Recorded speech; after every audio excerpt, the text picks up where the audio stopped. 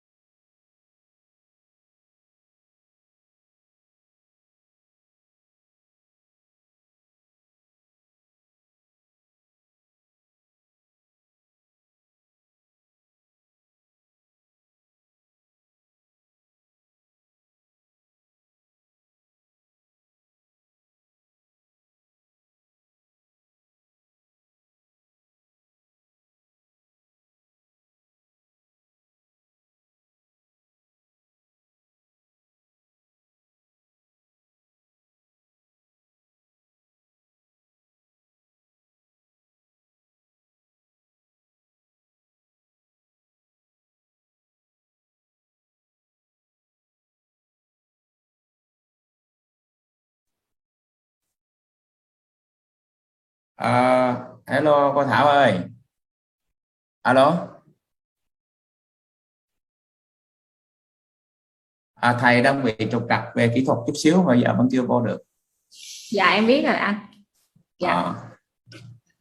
Bây giờ ông vô cái link mình ông nhấp không mà hai ông này là ông mờ về cái này lắm, anh sợ đó, cho nên anh nói là thử trước đó. Ok. Thầy vô rồi. Ok, còn ông Jay là chưa vô. Hi Lee. Hey. Hi, how are you? I'm fine. You got. Okay, how are you doing? I'm fine. Jay and I were in the wrong link. Yeah, I think they got the wrong link. Okay, you can talk with Seth about that, and then he entered the right link. Recording in progress. Right. Well, I will try to send a message to Jay here. Yeah, you can send a message for him. Thank you. Let me send the same link to him. Yep, right. Yeah.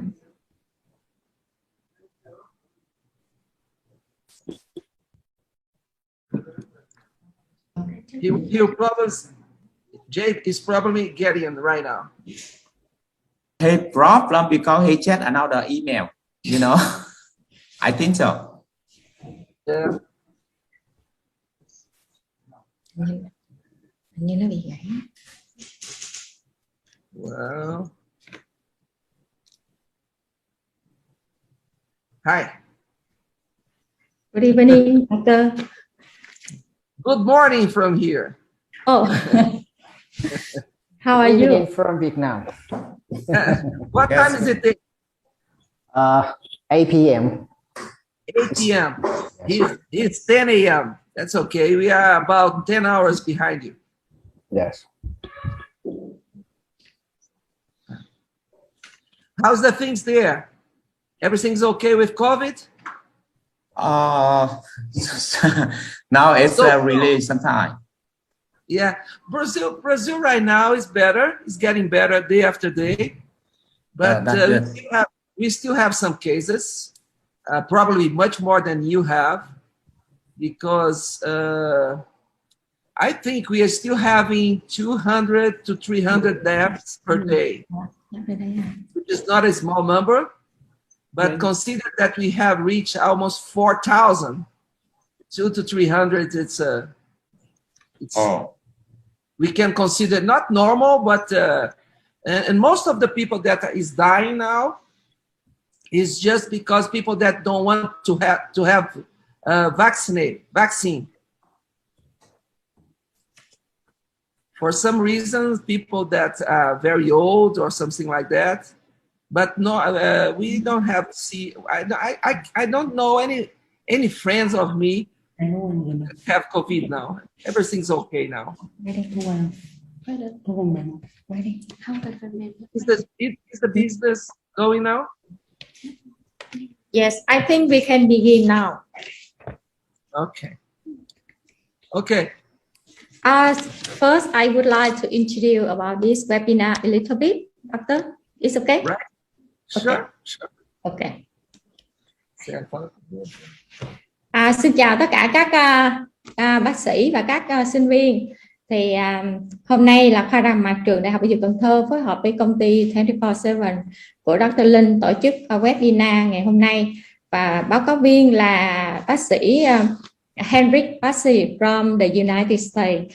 Thì phiên dịch là thạc sĩ bác sĩ Diệp Gia Huấn, giảng viên khoa răng hàm mặt trường Đại học Y Dược Cần Thơ, và tôi là phụ trách chương trình là bác sĩ Thị Thảo, phó trưởng khoa răng hàm mặt trường Đại học Y Dược Cần Thơ. Good evening, everyone. Welcome all of you join this webinar today, organized by Cần Thơ University of Medicine and Pharmacy, cooperate with 24/7 Healthcare Vietnam. And the translator today is Dr. Huấn, the lecturer of Faculty of Odontostomatology, Cần Thơ University of Medicine and Pharmacy. I am Dr. Đỗ Thị Thảo, Vice Dean, Faculty of Odonto Stomatology, Cần Thơ University of Medicine and Pharmacy. And invited speaker today, Dr. Henrique Bassi from the United States. And we are very happy to welcome you how the presentation from at our university. And now I would like to introduce Dr. Linh from 24/7 Healthcare Company. He will speak a little bit, introduce about webinar. Anh Linh, nói đi anh Linh. Cảm ơn, trước tiên thì cảm ơn trường khoa răng mặt Đại học Dịch Cần Thơ, Dr. Bassi và cái team Easy Endo bên Mỹ đã cùng phối hợp với công ty 24/7 Healthcare phối hợp tổ chức cái buổi webinar. Thì nói đến cái nội nha ít xâm lấn thì mình tưởng tượng là sau khi kết quả nội nha xong rồi á thì mình sẽ hạn chế cái việc là làm chốt, cắm chốt, làm quỳ giả hoặc là làm mạo răng. Thì thực ra cái hệ thống cái nội nha ít xâm lấn này mình đã học ở đây từ bác sĩ Bassi cũng phải 3-4 năm rồi. Thì mình thấy nó rất là hữu dụng cho tất cả các trong việc nội nha hiện nay. Thì hiện tại thì mình thấy vấn đề nội nha của Việt Nam hiện nay rất là trầm trọng, không những là vì số ca mà trầm trọng từ những cái vấn đề để điều trị nữa. Thường thì bác sĩ nội nha xong rồi thì cái mô răng cũng còn bao nhiêu hết trơn, rồi sau đó mình phải làm tiếp là làm quỳ giả rồi đóng chốt rồi quỳ giả rồi sau đó làm mão. Thì hôm nay thì hy vọng là sau cái buổi webinar này thì các bạn sẽ có một cái nhìn khác về cái nội nha ít xâm lấn. Sẽ cảm ơn tất cả mọi người. Cô Thảo tiếp tục. Cũng xin thông báo với các bác sĩ và các sinh viên đăng ký tham dự webinar ngày hôm nay. Thì nếu như mà các bác sĩ mà không có nhận được email của ban tổ chức thì có thể là các bác sĩ đã điền cái địa chỉ email không có chính xác. Tại vì trong quá trình ban tổ chức gửi link đến các bác sĩ thì có một số mail phản hồi là địa chỉ mail không gửi được. Thì các bác sĩ có thể liên lạc với số điện thoại ban tổ chức đã thông báo. Với việc thứ hai, chương trình ngày hôm nay thì Dr. Henrique sẽ trình bày khoảng 1 tiếng rưỡi. Sau đó thì tới cái phần trả lời câu hỏi. Hiện tại ban tổ chức đã nhận được khoảng hơn 20 bác sĩ đăng ký cấp giấy chứng nhận CME.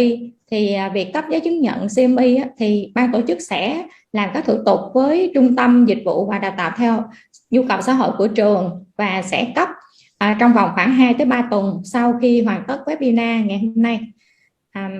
And now I would like to introduce Dr. Henrique Bassi. You can begin your presentation today. Thank you. Okay, thank you, all of you.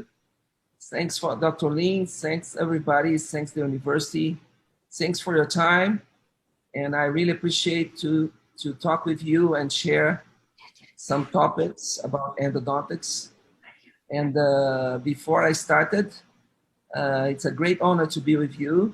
And I hope I can share everything. And I will do my best to communicate the best way for you. There will be translated simultaneously. Yes. Simultaneously. So I can keep going, right? Yes. Ủa chị, sorry. Dịch đồng thời hả chị Thảo? Em nói với ông là dịch từng slide đi. Không muốn hỏi chị nói yes. Dr. Henrique, Dr. Huấn will translate for you, but you need to stop every slide. Yes, it's okay. Okay, that's what I saw. That's what I thought. So I keep going. It's too bad. Okay. Yeah. So it's my great pleasure, and I hope I can share everything with you tonight. Yes. Xin chào các bạn. Thì hôm nay tôi rất là vinh hạnh được tham dự cuộc webinar tối nay. Thì rất cảm ơn bác sĩ Linh và trường đại học y dược đã tạo điều kiện chúng tôi có thể báo cáo một cái đề tài về nha khoa xâm lấn tối thiểu về nội nha. I hope I can be with you in the future very soon. Personally, I know Vietnam is a wonderful place to visit. I have 3 sons, And two of them went to Vietnam once, and they told me beautiful things about your country. So it's going to be a great honor to be with you in the future. Tôi rất là mong muốn sẽ được ghé thăm Việt Nam một ngày gần đây. Thì tôi có 3 người con trai và 2 trong số họ đã đi tới Việt Nam và họ về họ rất là khen Việt Nam rất là đẹp và rất nhiều cái thú vị. Tôi rất muốn thăm Việt Nam một ngày nào đó. Today we are going to cover some topics about the new endodontics, and I hope there in the audience, among the students, there are postgraduate students and undergraduate students. Maybe for undergraduate students, the information that we are going to share with you, maybe it's going to look a little bit scary. Thì hôm nay tôi sẽ nói về chủ đề về Nội Nha, một số vấn đề mới về Nội Nha. Thì chúng ta cái thành phần tham dự gồm có cả sinh viên chưa tốt nghiệp, bác sĩ sau đại học, vân vân. Thì hy vọng rằng đối với những bạn sinh viên chưa tốt nghiệp thì chúng ta bình tĩnh mà nghe, thì có một số cái nội dung có thể chúng ta nghe tới chúng ta có thể hơi bị hoảng sợ. And anyway, the topics that we are talking and discuss today, they are very, very modern, and they are just possible because we have a lot of technologies available. Thì chủ đề nói hôm nay thì thật ra nó rất là mới, nhưng mà chúng ta vẫn có thể thực hiện được, tại vì chúng ta đã có nhiều cái phương tiện cũng như kỹ thuật có sẵn. I know in Brazil, as good as I know, and I live in Brazil. The company is located in the United States, but I live in Brazil, and I normally teach in Brazil. I know the technology sometimes it's not available to everybody, but what we are going to explain today is basic on new technologies. Thì công ty tôi ở Mỹ, nhưng mà ông thì ông sống ở Brazil, thì ông nói rằng thì ông biết rằng có thể là những cái kỹ thuật, những công nghệ, những phương tiện có thể sẽ không có sẵn cho ở tất cả mọi nơi, nhưng mà hy vọng thì hôm nay cái buổi webinar sẽ cho ra nhiều cái thông tin mới về Nội Nha. So because we have undergraduate students among us, I will be all the time. I will make some comparisons between the high technology and what is possible and what the students have available. Okay. Thì hôm nay chúng ta có thành phần tham dự là có những sinh viên chưa tốt nghiệp, cho nên thầy sẽ đưa ra những cái nội dung về ở cả mức cao và mức thấp để chúng ta có thể hiểu và cân bằng được cái nội dung chúng ta tham dự hôm nay. So I will share my presentation right now. Here it is, and just start it.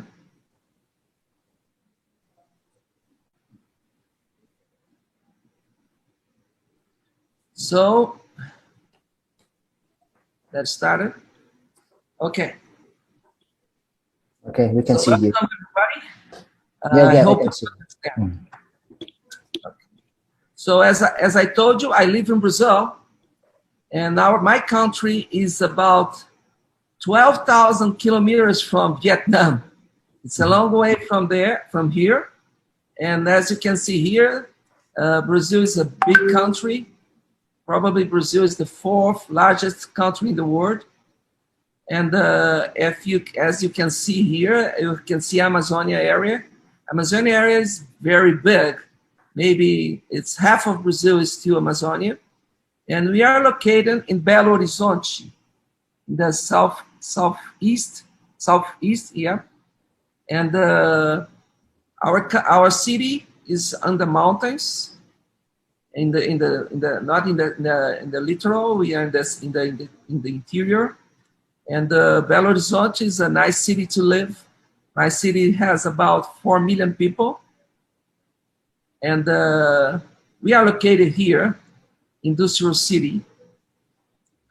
And this is the name Belo Horizonte is nice horizon, because we normally have very nice sunset. Thì thầy đang giới thiệu về cái chỗ thầy ha. Thì thầy sống ở Brazil, thì Brazil cách Việt Nam mình 12.000 km. Cái nước Brazil là nước lớn thứ 4 trên thế giới và nó chiếm cái phân nửa là cái rừng Amazon. Thì thầy sống ở cái thành phố nãy thầy nói Sao Paulo gì đó, thì ở đây có khoảng 4 triệu người.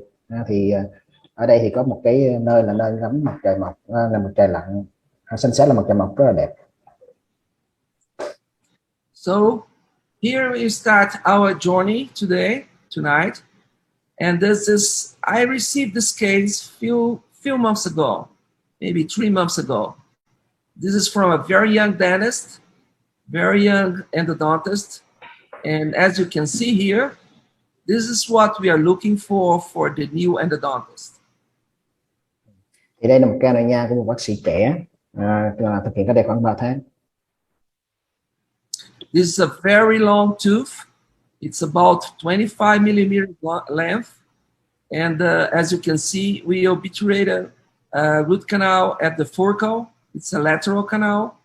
And we were able to follow all the anatomy very precisely. Thì chúng ta thấy cái răng này là nó rất là dài. Chiều dài làm việc nó là 25 mm và ở mồng ba chớp thì nó đang cong rất là dữ. Và nhưng mà thầy cái ca này bác sĩ đã đi được hết cái chiều dài và đích tủy rất là tốt theo được cái hình dạng của ống tủy. However, this is what we have done in the last 25 years. Đây là cách chúng ta làm trong 25 năm qua. We always like to create a straight access Chúng ta luôn to make easier our negotiation until the apical third. Chúng ta luôn tìm cách để tạo ra cái đường tiếp cận thẳng xuống ống tủy để có thể mà đi lượng theo cái hình dạng của ống tủy. And the reason we are doing a so big opener is just because we want to make easier to reach our apical third. Thì một cái lý do chúng ta phải mở rộng cái đường vào ống tủy rất là nhiều vậy để chúng ta có thể mà đi tới được cái mồng ba chớp. So the only thing that changed in the last 10 years is about the way we are doing our root canals. Thì trong 10 năm trở đây thì chúng ta đã có cái thay đổi về cái việc mà điều trị nội nha trong ống tủy. So a very quick search among pulp dent, we can find a lot of articles talking about preserved dentin structure. Thì chúng ta làm cái tìm tài liệu trên mạng đó ha, thì chúng ta thấy có rất nhiều cái bài báo mà nói về cái bảo tồn cái mô ngà. So even people say that we need to enlarge the root canals. Even people say that we must see what we are doing. Nowadays we have technologies to reduce the dentin destruction. Thì có những bài báo thì là kêu chúng ta phải mở rộng ra, có những bài báo chúng ta phải là tôn trọng cấu trúc giải phẫu của cái ống tủy của nhà răng. Hiện tại chúng ta có nhiều phương tiện chúng ta có thể bảo tồn tối đa được cái mô răng. So the only reason we are talking about this is because the people know that the endo community just find out that we are lost a lot of teeth after we have done root canal treatments. Thì vấn đề là rất nhiều cái cộng đồng nha sĩ, cộng đồng nội nha đó, bác sĩ nội nha đó, người ta nhận thấy rằng là sau khi chúng ta nội nha xong thì chúng ta mất rất nhiều cấu trúc mô răng. Nowadays, tooth extraction is the second most common procedure after root canal treatment. Thì hiện tại thì cái việc mà nhổ răng là một trong những cái thủ thuật nội nha mà đứng hàng thứ hai sau cái điều trị nội nha. And the only reason we are keep losing teeth after root canal treatment is because we are making a lot of dentin destruction and coronal destruction. Thì một trong những lý do mà chúng ta phải nhổ răng sau khi làm nội nha là do khi chúng ta nội nha chúng ta đã lấy quá nhiều cấu trúc mô răng. So nowadays, everything we can do to preserve dentin or tooth structure, we must do. So this is a typical case done by the new concepts. As you can see, we preserve a lot of dentin structure and coronal structure. The coronal access is very minimal, and probably we we are living structure that we normally destroy in the past. Cho nên là bây giờ là khuynh hướng chúng ta sẽ cố gắng là hạn chế tổn hại mô răng. Như bạn thấy cái trong cái ca Nội Nha này á, cái hình mình dưới bên tay phải đó thì cái ca này được Nội Nha thành công. Nhưng mà chúng ta thấy ở một và cổ răng á, thì cái phần mô ngà ở đây đã được bảo tồn tối đa.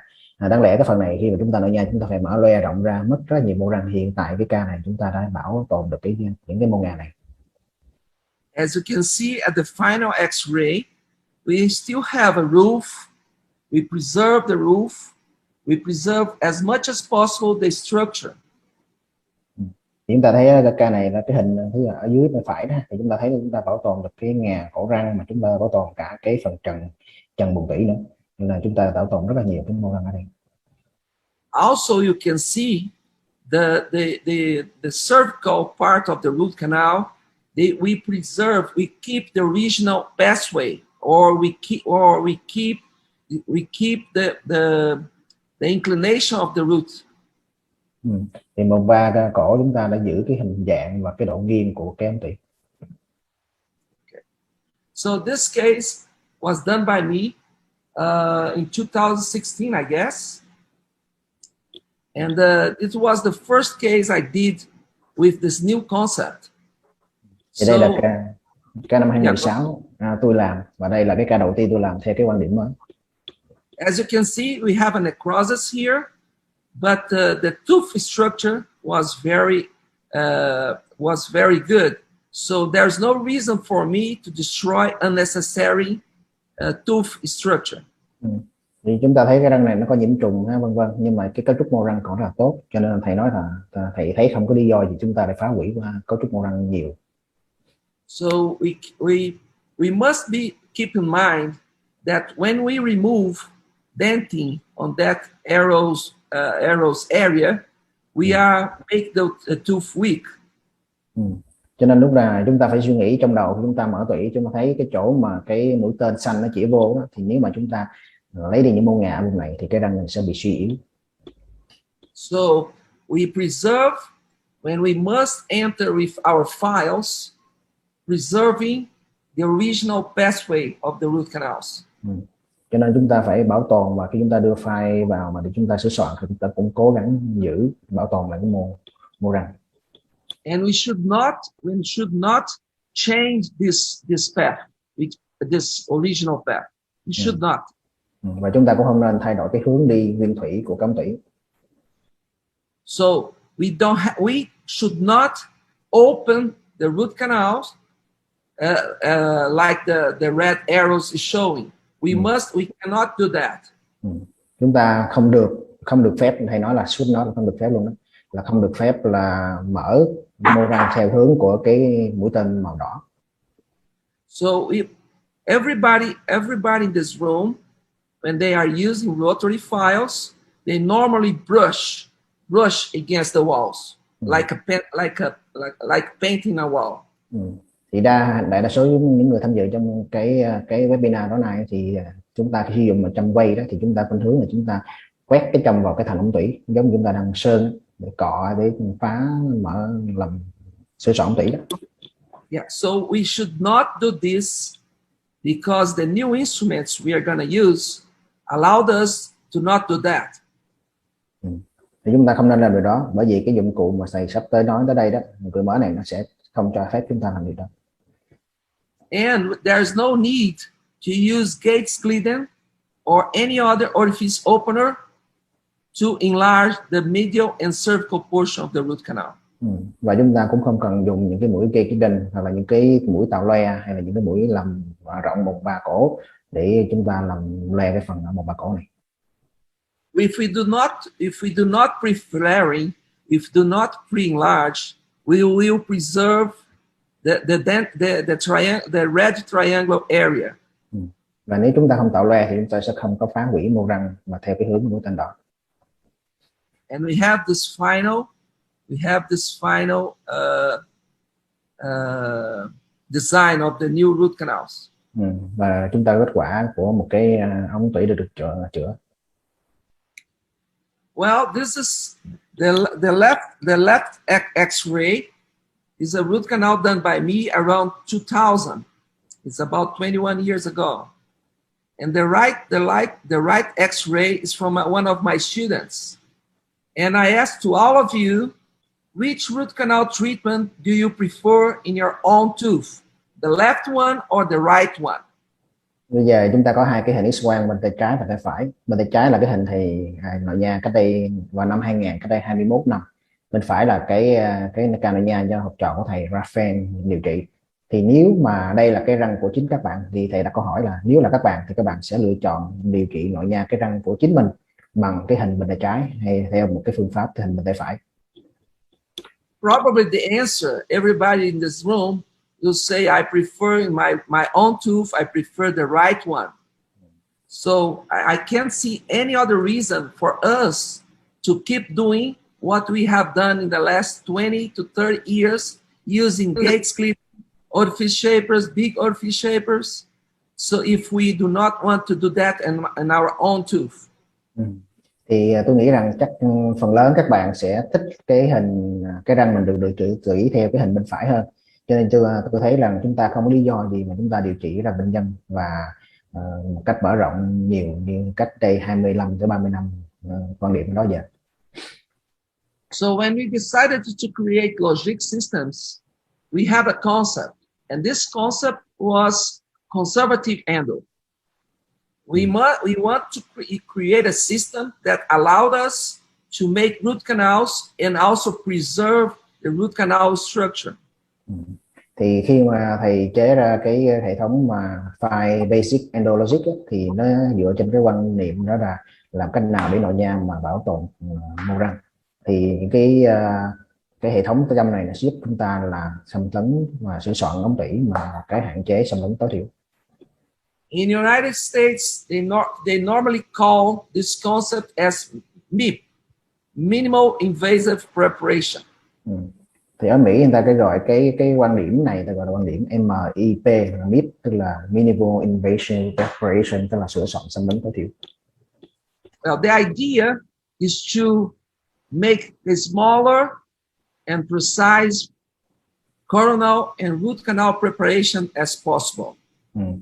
Thì quan điểm này chúng ta sẽ làm tối thiểu, nhỏ nhất và theo cái hình dạng của ống tủy nguyên thủy có sẵn, càng nhiều càng tốt. Bassi endo is passionately devoted to simpler, faster, and minimally invasive endodontics.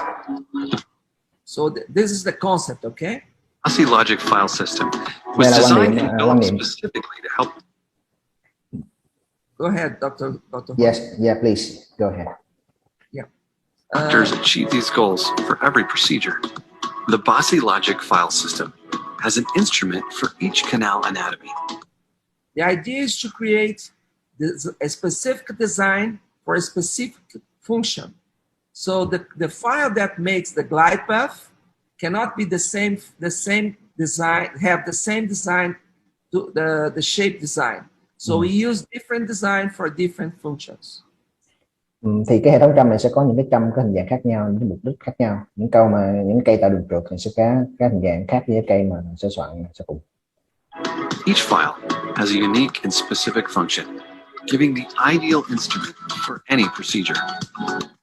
Logic files are manufactured from nickel titanium, treated with a proprietary. So the files, the way they are developed today, they are normally very big.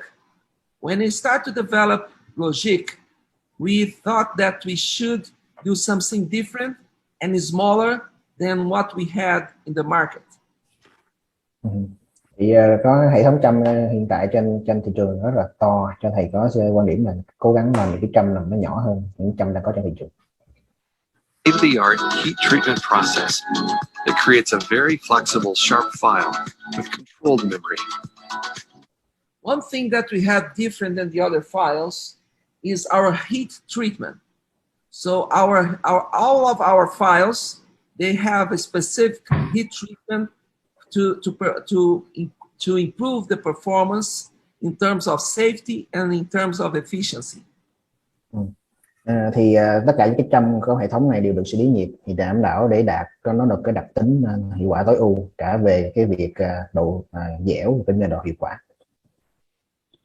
So as you can see here, I'm going to show you this video maybe 2 times. The first time is here, and you notice that we only use in and out movements. We do not brush. No brush, just in and out. Rồi thì cái chỗ này thầy chiếu 2 lần ha, để cho chúng ta thấy là cái động tác của trâm này chúng ta chỉ là đưa vô đưa ra chứ chúng ta không có ép vào thành ống tủy. Exceptional cutting efficiency and resistance to cyclic fatigue are second to none. Designed for As you could see at the video, I just go up and down. Normally I use sodium hypochlorite on the chamber, but in order to make this video, I remove the sodium hypochlorite. Normally I have a lot of liquid solution there. Thì thầy mấy bạn thấy là động tác thầy là đưa vô đưa ra cái trâm đưa lên xuống chứ không có quét vào ống tủy. Và thông thường chúng ta sẽ có rất nhiều cái nước bơm rửa ống tủy NaOCl ở trong buồng tủy, nhưng mà do thầy quay đi tiếp cho nên thầy bỏ cái nước ra ngoài để cho chúng ta có thể quan sát rõ hơn. Because here there are two very important informations. Our files cuts a lot. Normally people think that cutting it's a nice feature, but not only cutting is I can consider efficiency. In order to be efficient, the file must cut and remove the debris, as you can see at the picture. Thì trong cái đặc tính của trâm thì chúng ta nghĩ rằng là cái trâm mà cái có tác dụng cắt là quan trọng, nhưng thực ra đó là cái tính hiệu quả của việc cắt mới quan trọng. And also we are saying here that we have high resistance to cyclic fatigue. This feature allows our files to stay longer inside the root canal. It means that I can stay longer inside. It means that I can use only one file to shape the entire root canal. Thì bên cạnh cái việc mà cái hiệu quả cắt nữa thì nó còn có tính gọi là chống kháng lực về cái sự mỏi của vật liệu. Thì cái trâm này có tính cái kháng lực với độ mỏi vật liệu cao, cho phép cái trâm nó thể tồn nằm lâu trong ống tủy. Thế cho phép chúng ta có thể là sửa soạn ống tủy với một cái trâm duy nhất. Each file handle is color coded to indicate the tip size. As you can see here, we have different sizes to cover all the anatomies. Of course, the root canal anatomy is different from one tooth to another, so we cannot use only one size to our root canals. And we have, as you can see here, we have one glide path and one shaping file. Thì chúng ta thấy là ở đây nó có rất nhiều cái trâm số khác nhau, 25, 30, 35, 40 vân vân, thì tương ứng với ống tủy khác nhau. Chúng ta biết rằng là ống tủy các răng nó sẽ kích cả khác nhau, cho nên sẽ có hệ thống trâm nó tương thích với nó, chứ không thể sử dụng một cái size trâm cho tất cả ống tủy được. Thì này có 2 cây, một cây là tạo đường trục, cái thứ hai là cây tạo hình ống tủy. So you can see here the red one is a tip 25 size, and we have one glide path 25 and one shaping file 25. And so on, 30, 35 and 40. Chúng ta thấy cái 125 thì tương ứng cái đầu nó là 0.25. Chúng ta có 2 cây, một cây tạo đường trục, một cây tạo hình, và tương tự chúng ta có những cái màu tương ứng với cái số trâm tăng dần. Oh my gosh, just a moment. Bassi and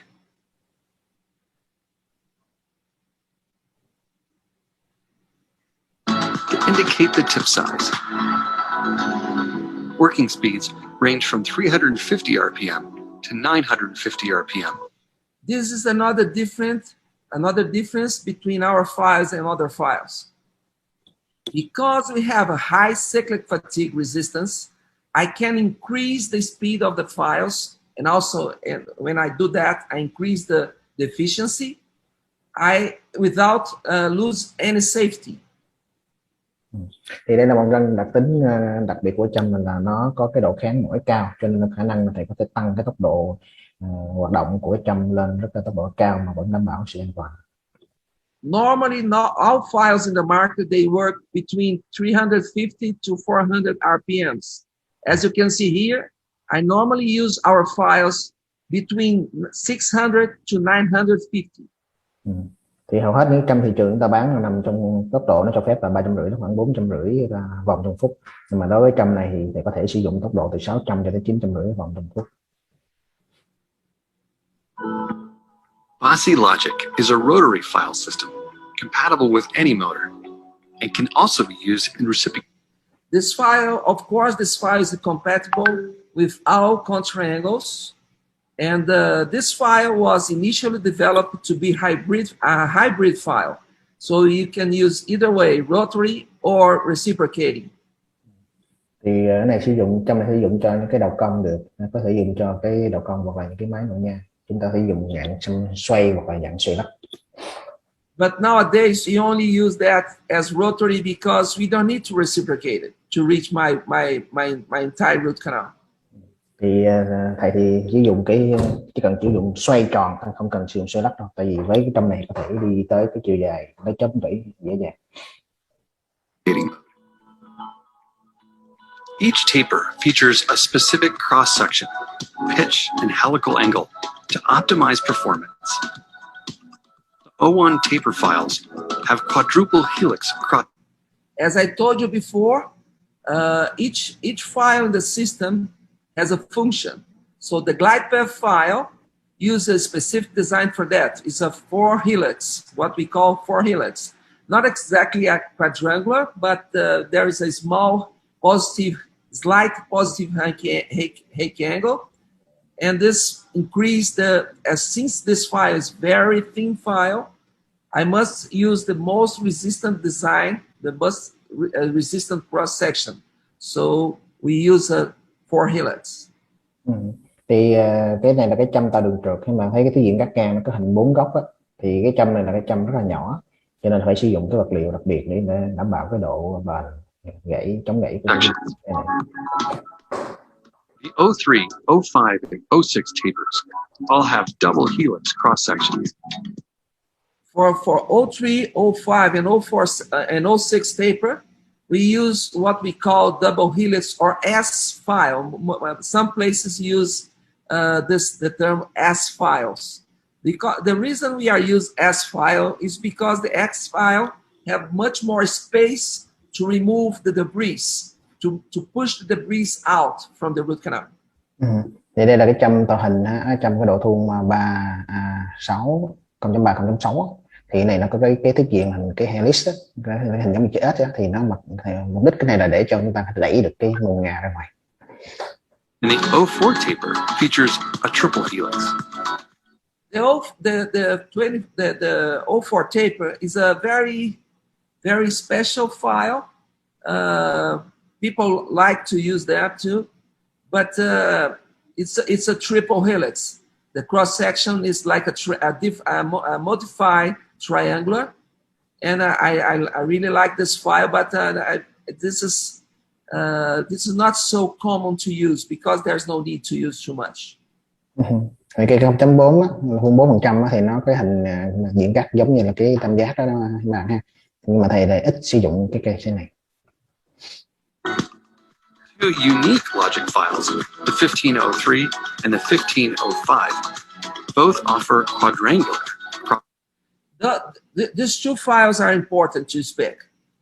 Those files what we call here in Brazil as a joker. I don't know what is going to be the name for Vietnam. Joker it's like a card. When you have some problems, when you have a calcified canals, MB2 canals, canals with difficult access, we normally use these extra accessory files, 1503 and 1505. Cái 1503, 1505 này, cái này là có thiết diện hình giống như hình chữ nhật, hình vuông ha. Thì nó gọi nó cây là choker là cái trong cái bộ bài mình có hai cái lá choker đó. Thì những cái ống tủy nào mà khó hẹp hoặc là khó tiếp cận vân vân thì sử dụng cây này. Sections. All files are available in packs of 4 with lengths in 21mm and 25mm. using Bassi logic is a picture of simplicity. First, well, here's a very, very small example how we use the files, okay? This is a regular molar, not too difficult.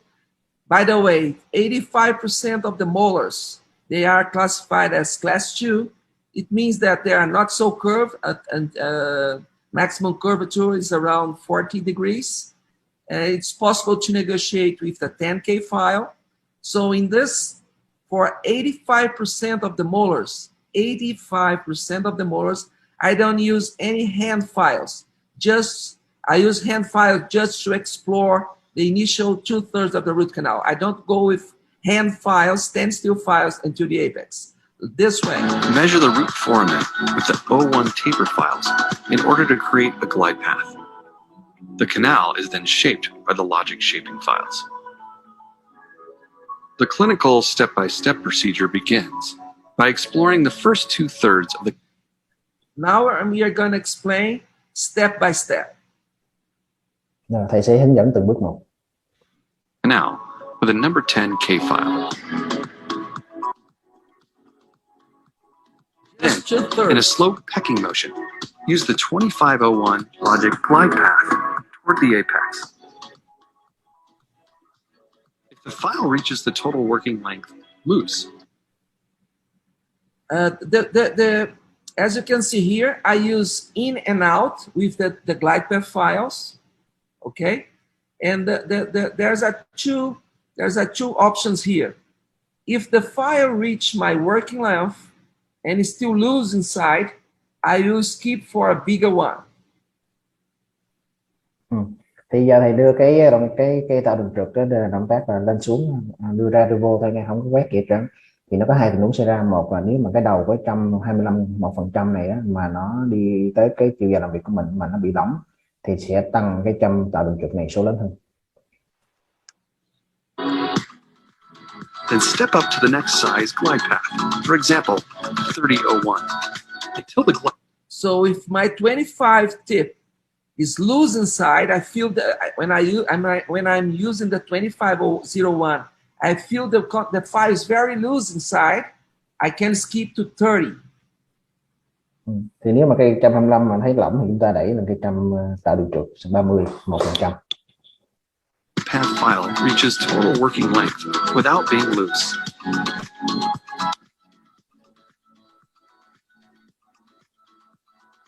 Next, use the matching sized O3 or O5 taper shaping file to properly shape the canal. So, in this particular case, in this example, if the 25 is loose, the 30 is loose, and I come with the 35, and the 35 have the gauge engaged on the apex and the apical thirds, the second file I will choose will be a 35 shaping file. Thì giống cái hình này là cái ví dụ hồi nãy chúng ta cái 125 tạo đường trượt nó lỏng, thì tăng lên 130 nó vẫn lỏng thì sẽ tăng lên 135. Thì với cái 35% này thì thấy nó hít chặt ở vùng điểm thắt chóp ở chiều làm việc, thì lúc đó chúng ta sẽ chuyển sang trâm tạo hình. Cái số là 35 với độ thua là 5%. Bassi logic is designed to preserve dent, and its superior abrasing efficiency eliminates the need for brushing movements. Bassi logic is a single file shaping system that is a monumental leap for the NiTi file. Bassi logic. Simplicity advanced. Discover Bassi logic and get a free practice kit at bassiendo.com. Well, before we go ahead, I have to explain you two things. When we say we are single file shaping system, it's because we use only one file to shape the entire root canal. And it happens after patency. Ok, thì trước khi thầy nói tiếp, thầy muốn nhấn mạnh chúng ta hai điều là khi ta nói mà hệ thống trâm nội nha mà hệ thống 100 á, là chúng ta đang nói về cái trâm tạo hình. tức là chúng ta tạo hình tốt hết toàn bộ chiều dài làm việc với một cây châm duy nhất, với điều kiện chúng ta đã đảm bảo sự thông suốt của ống tủy. So the first part of my prep of my procedure, I have to establish the patency size. Until I have my patency, maybe I can use 2, 3, 4 files. I don't care. But after I have established my patency, I will use only one file to shape the root canal. Như vậy thì những cái châm mà nãy giờ thầy sử dụng châm K10 hoặc là châm tạo đường trực vân vân, thì đây là những châm để đảm bảo cái sự thông suốt từ cái lỗ ống tủy cho tới cái lỗ thắt chóp, cái chiều làm việc. Như thầy không quan tâm là chúng ta dùng 1 cây, 2 cây, 3 cây, 20 cây chẳng biết, mà khi chúng ta đã tạo được sự thông suốt của ống tủy thì chúng ta chỉ dùng một cái châm duy nhất để tạo hình ống tủy. Make this simple. This is a single file shaping system after patency. Vì nói cách đơn giản hay là ngắn gọn, đơn giản là hệ thống châm mà một hệ thống một cái châm, tức là hệ thống là có một cái châm tạo hình sau khi đảm bảo sự thông suốt của ống tủy.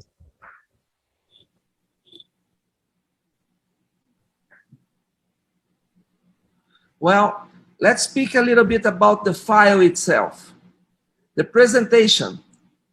The files comes in a box with 4 individual sizes. Thì giờ nói về cái hệ thống châm này thì nó ra giới thiệu cái dạng một cái hộp có 4 cái châm. It comes in 21, 25 and 31 millimeters length. Nó có chiều dài 21, 25 hoặc là 31 mm. All files are heat treatment with the heat treatment called controlled memory. Tất cả các châm thì được xử lý nhiệt và nó có cách khác là có cái khả năng nhớ. And we have non-active tip, which means round tip. Tất cả cái châm này cái đầu nó không có tác dụng cắt, cái đầu nó tròn. Well, this is our tip file is very unique, and it makes the things easier and avoid a lot of problems as ledge, transportation, and etc. Thì cái đặc điểm cái châm đầu tròn này nó rất là đặc biệt, là đặc duy nhất của cái hãng này, nó giúp chúng ta tránh rất là nhiều phiền phức, chẳng hạn như là xuyên thủng ống tủy, lệch đường. The files comes in taper 01, 03, 04, 05, and 06. I forgot to put 06 here. Thì trong hệ thống châm này có cái độ thua 1%, 3%, 4%, 5% và 6%. Thầy quên để số 6% ở đây. Well, this is the sequence, the files available. And here the shaping files. We also have 03 taper files. So basically, what you're going to use is going to be 03 and 05. Thì có nhiều cái hệ thống châm, nhưng mà thường chúng thầy sẽ sử dụng cái hệ thống là 3% và 5%.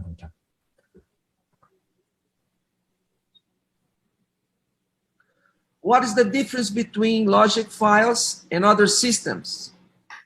Logic is a rotary single file shaping system. Patency can be done by K file or rotary, and no pre-enlargement is necessary. Như vậy thì hệ thống Endo này có khác biệt gì so với hệ thống Nội Nha khác. Thì cái hệ thống logic này thì đây là hệ thống châm xoay tạo hình 100.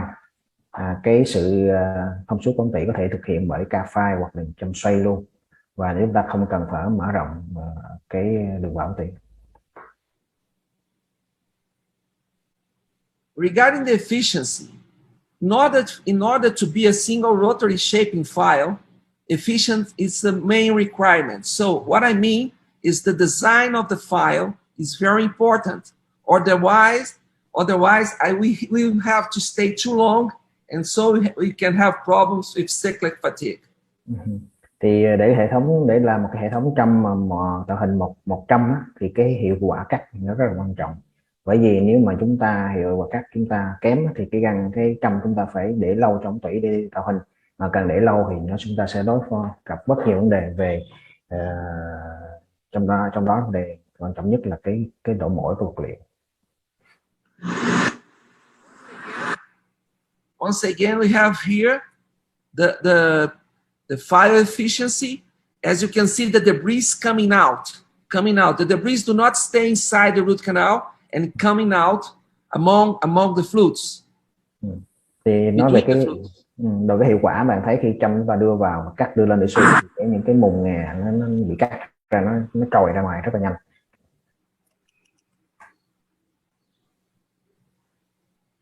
I can't hear Dr. Huấn. Hello. Oh, it's just a moment. Go ahead, please. Talk a little bit.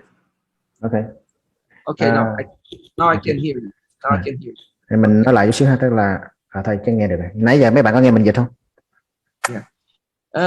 When we got with our special heat treatment, we have a very good ability in terms of centrability of the files.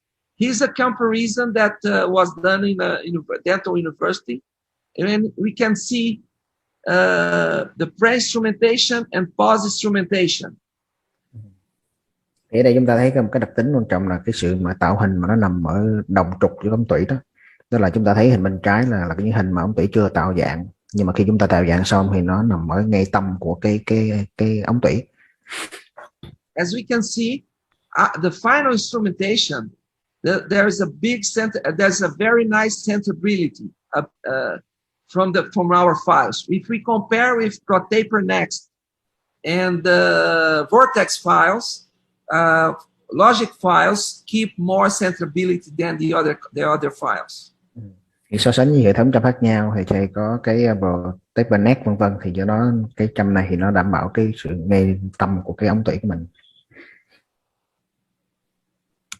Just a moment. I wanna show you here.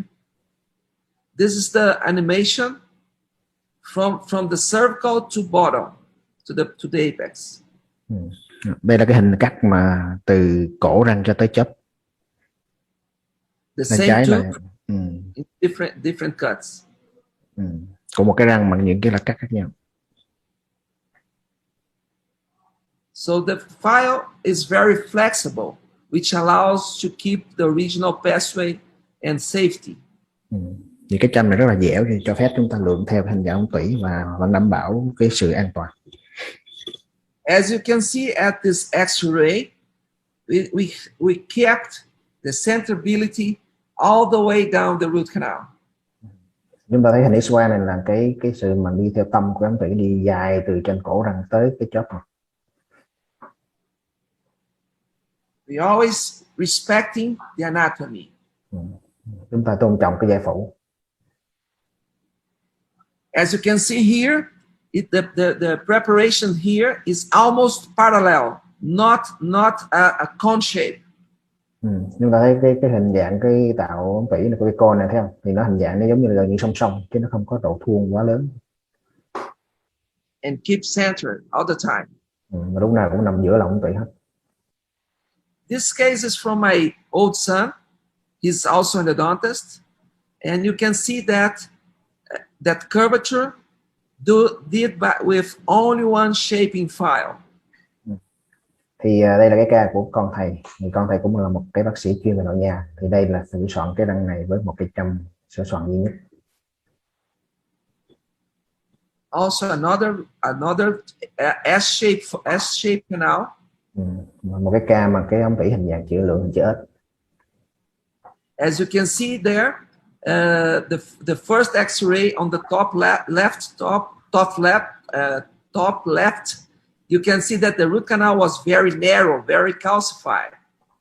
Các bạn thấy cái hình mà trên góc trên bên trái thì ống tủy rất là cong và hẹp, và nó gần như là bị canxi hóa cho nên rất là nhỏ.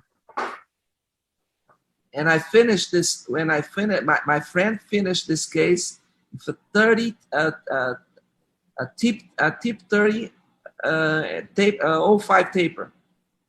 Thì ca này bạn có thầy làm, thì ca này là hoàn thành với cái trâm là 30, độ thuôn 5%.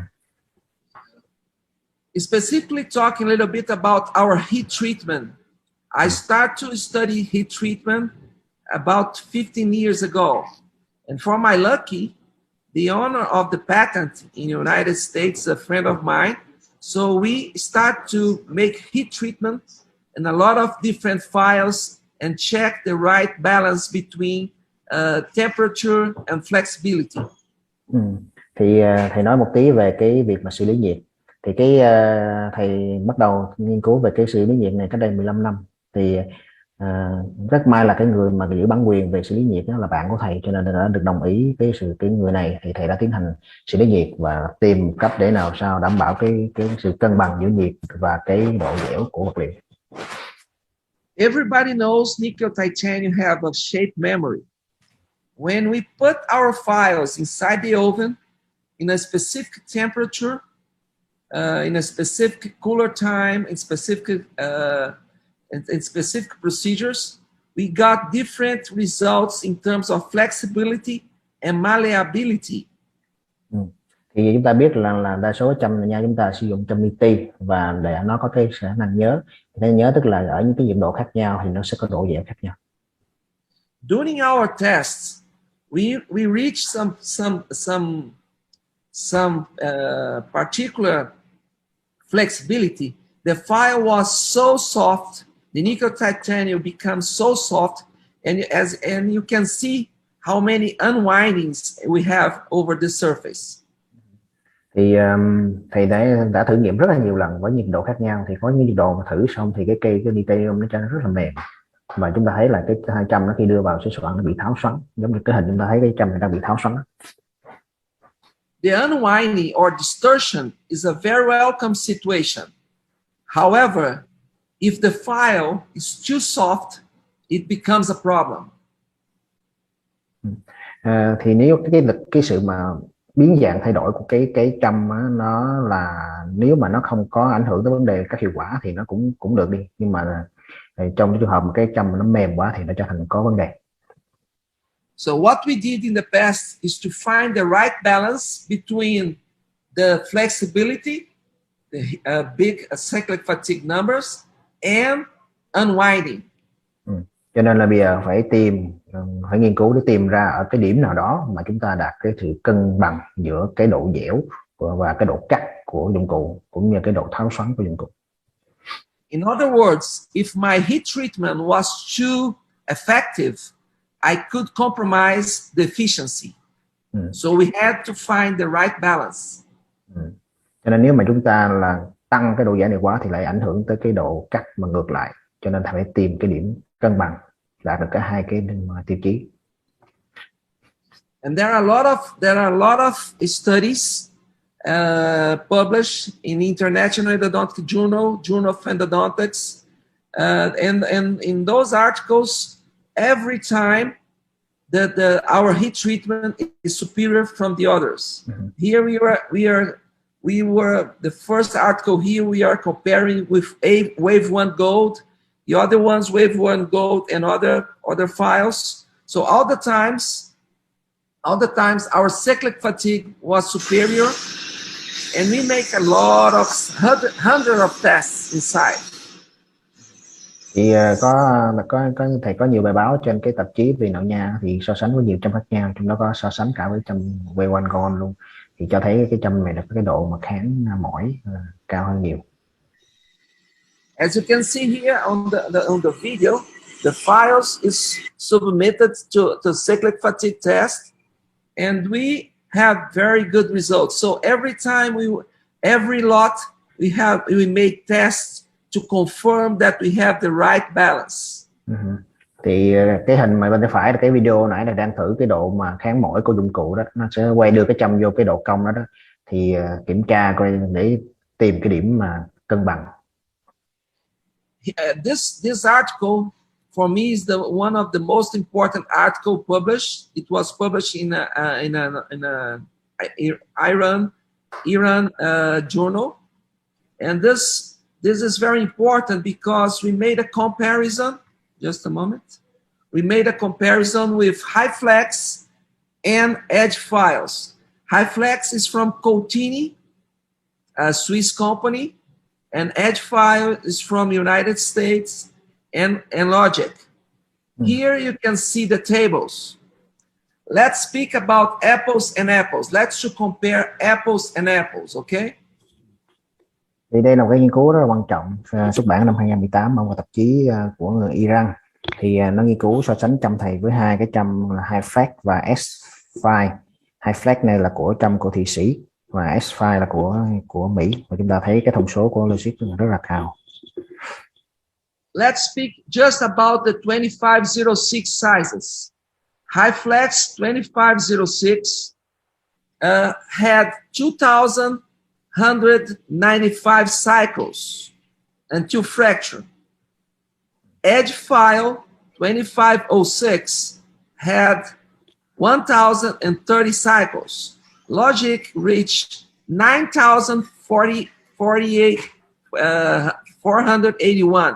So it means logic 2506 was about almost 5 times more resistant than high flex and almost 7 times more resistant than edge files.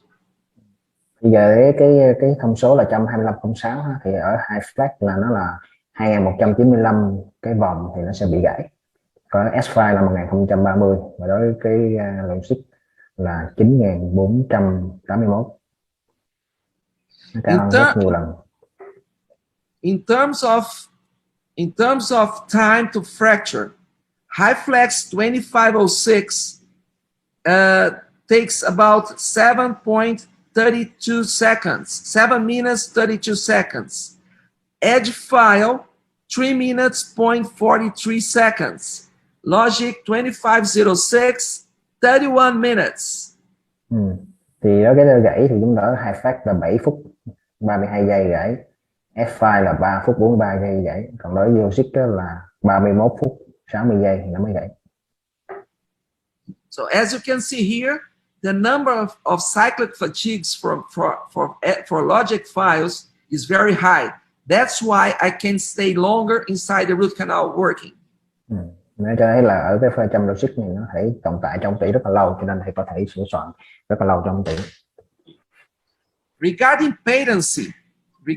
patency, our glide path file, I can do the patency with rotary or I can do it manually.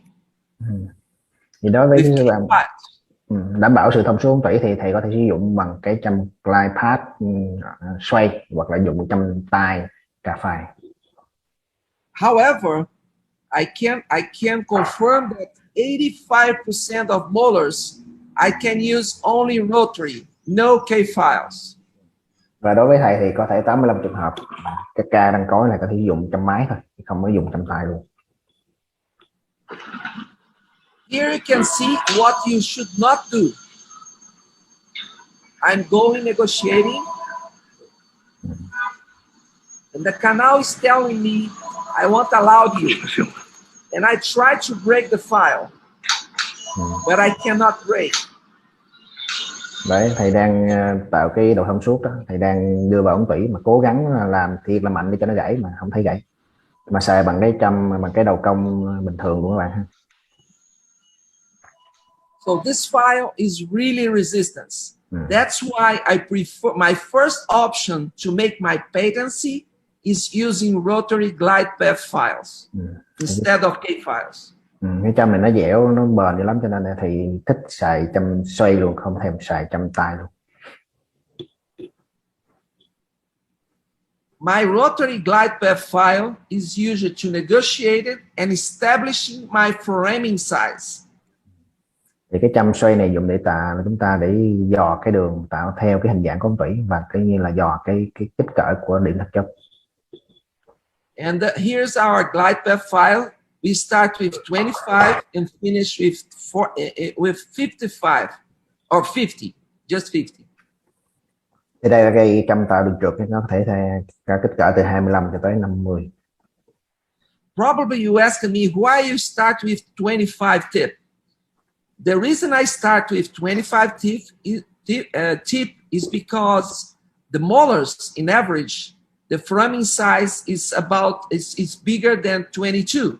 So I start with 25 because it's smaller than 25. I will use my accessory 1503 or 1505. Thì mọi người sẽ hỏi tôi tại sao phải dùng cái trâm là 25 là trâm nhỏ nhất, còn phải trâm lớn hơn. Thì nó là đa số hầu hết cái răng cối thì cái ống tủy mà cái lỗ thắt chớp á, cái kích cỡ của nó là thường là 0.22, cho nên chúng ta sử dụng cái công 125 là chúng ta, nếu mà là cái ống tủy 0.22 thì chúng ta là vừa hơi lớn hơn cái điểm thắt chớp một tí. Còn nếu trường hợp cái ống tủy mà lớn hơn nữa thì chúng ta sử dụng cái cây trâm tạo trục lớn hơn. However, as I told you before, 85% of the molars, I'm not talking about incisor or canines, I'm talking about molars. 85% of the molars, they are class 2. So it's possible to negotiate with the 2501 taper. Thì nói là nãy là 85% cái răng cối, thì nhấn mạnh là phật răng cối nha, không nói răng cửa hay là răng nanh, là thầy sử dụng cái trâm 25. Why I prefer to use 01 taper while other companies use 02 or 03? Tại sao lại dùng cái độ thuôn 1% mà không xài độ thuôn 3% hay 5%?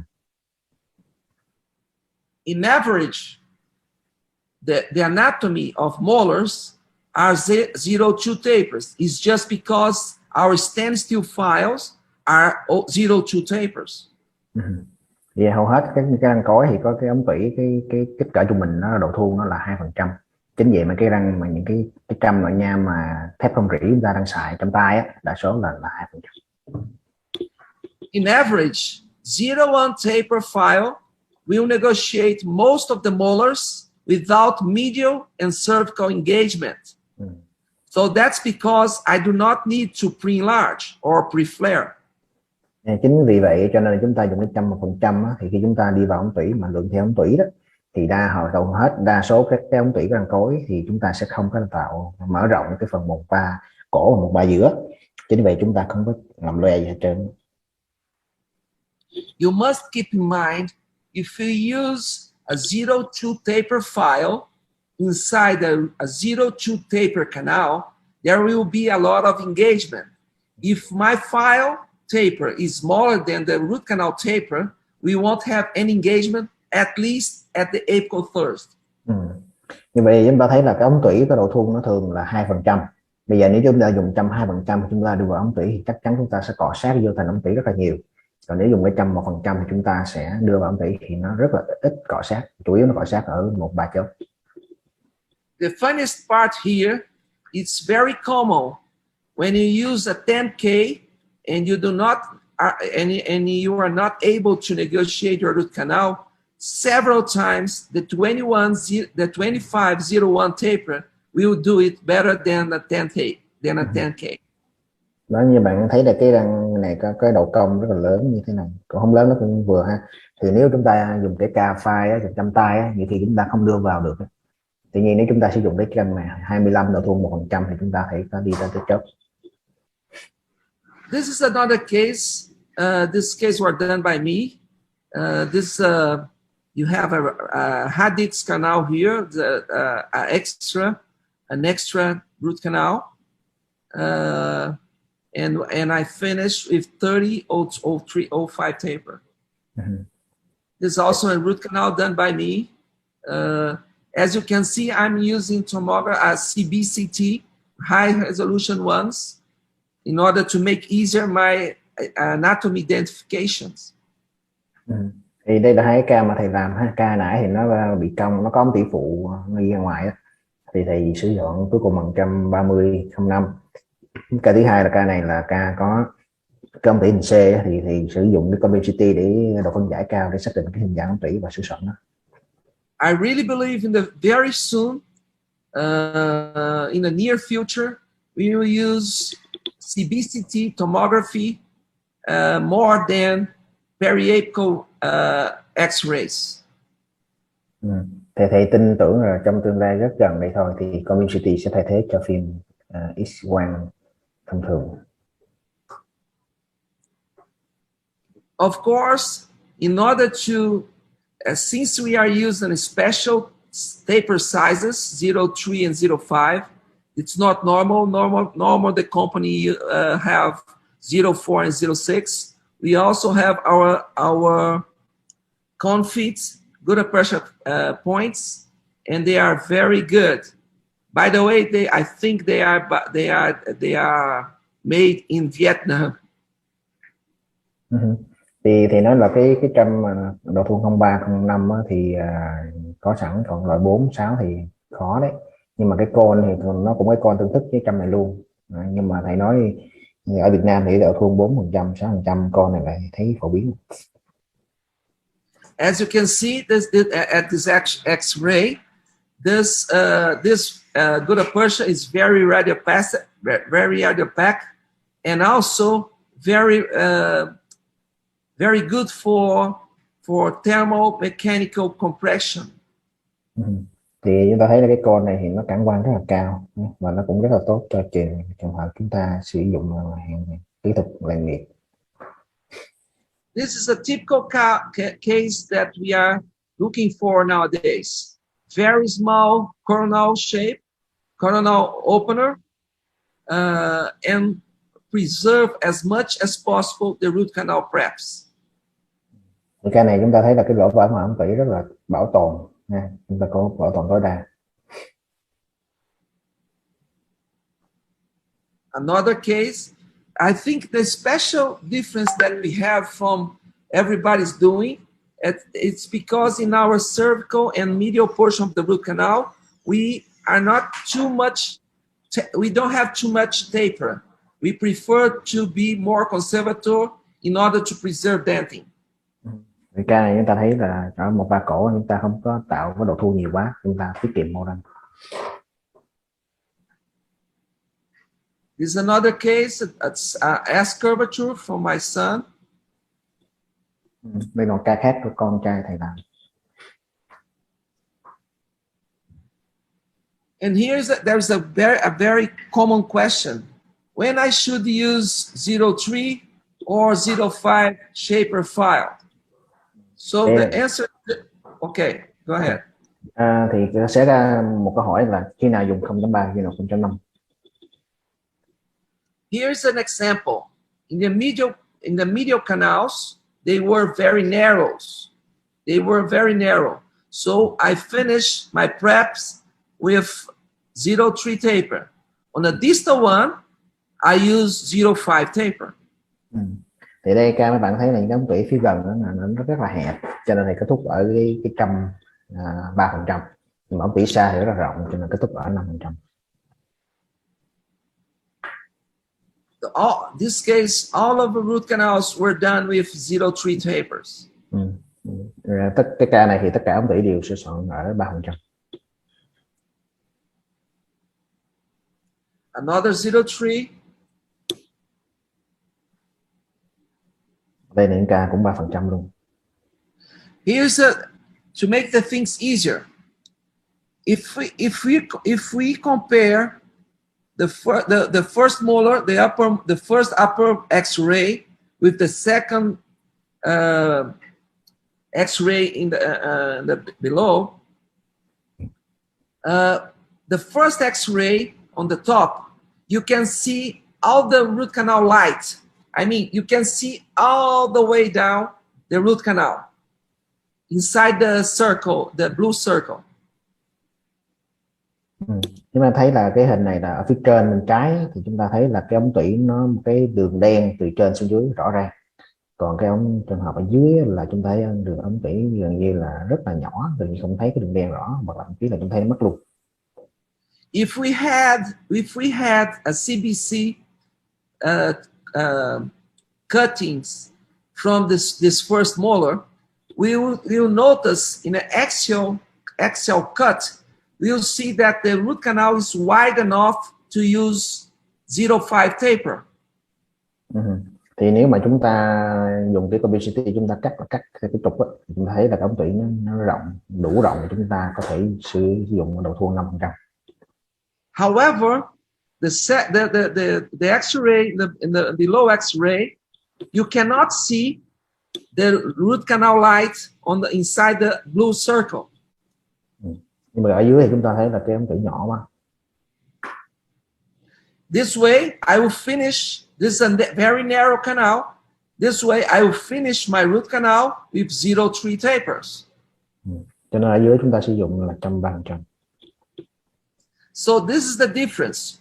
When I can see very easy my root canal light, I finish with 0.5 taper. If I cannot see my root canal light inside the on the periapical X-ray, I use the 0.3 taper. Rồi, vậy thì rút ra một cái kết luận kinh nghiệm là nếu chúng ta chụp phim bên chớp chúng ta thấy cái đường ống tủy rõ ràng, một cái đường từ trên xuống dưới vậy thì chúng ta kết thúc bằng 5%. Còn chúng ta thấy nó nhỏ nhỏ rõ ràng, không rõ ràng, không có đường thẳng gì, chúng ta kết thúc 3%. Okay. So it's about, let me finish here. Let's return a little bit. Como é que eu volto aqui? I didn't ver. Okay. I return to me. All right. Well, this is the logic system. I decided to finish here and make one root canal in order for you to follow me how to make the root canal with my webcam. Okay. As you can see here. All right. I will use here. I prepare some tooth here.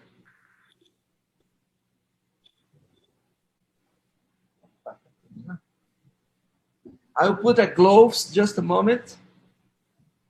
Rồi thầy sẽ biểu diễn trực tiếp cho bạn coi ha. Để thầy mặn răng một xíu thì sẽ làm cho cái răng khô này. First of all, I will use the resin block,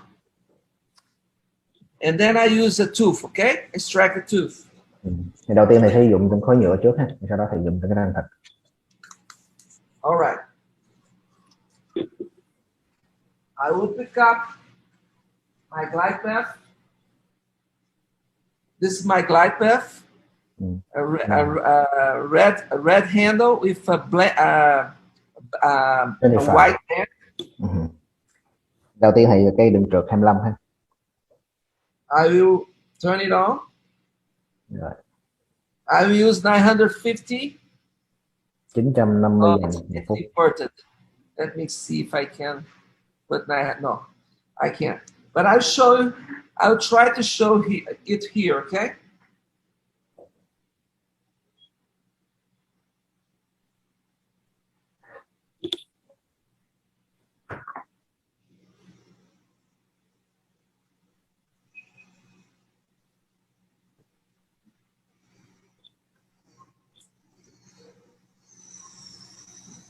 I cross the apex. I go in the another canal.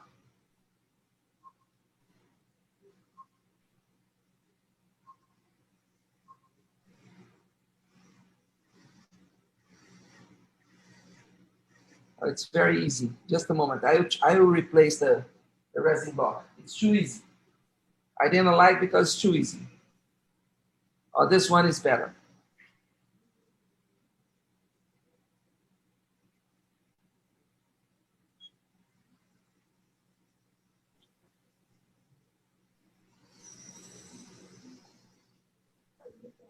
Here I'm going, if 950, I got my patents there. It's also easy. Let's see this way. 950 vòng một phút các bạn ha. Xài bằng tay lô luôn. I'm going very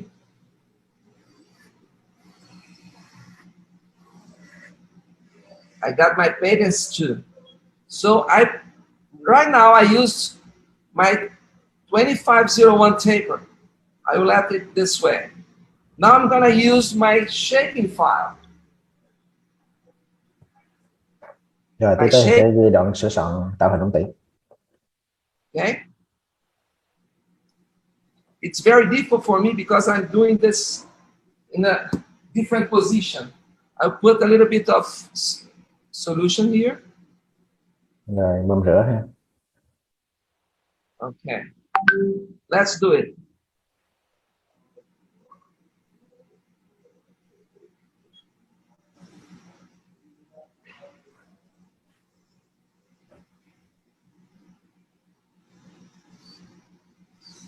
I go step by step.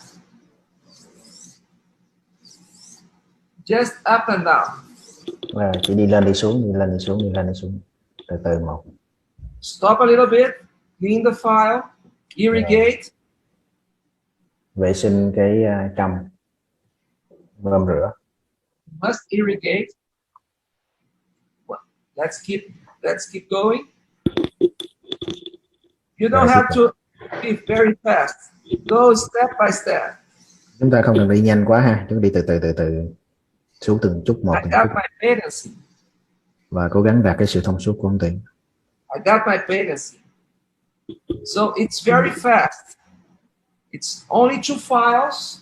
I shape my entire root canal. I will put the comb. I use the comb feet. I will check my patency. As you can see. Như vậy thì với hai cái trâm mà chúng ta đã sẽ soạn tỉ xong, thầy dùng cái 115 để kiểm tra cái độ thông số ống tỉ. I will put the comb there.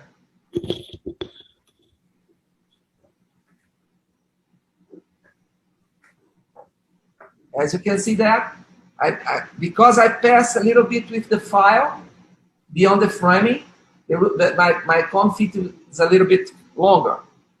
I will prepare the other one. I go very gently. I'll try to find my right position here. There's an unwinding here, as you can see here. I replace the file. Cái file nó bị giãn các bạn ha, bị tháo xoắn ha. Thầy thay cái trâm khác.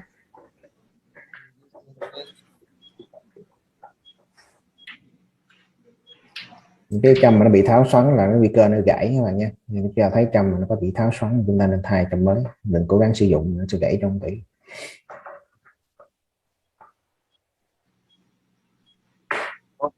Let's do it here. Put a little bit of solution here.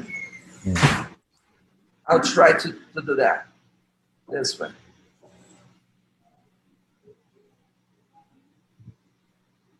This position is too difficult for me.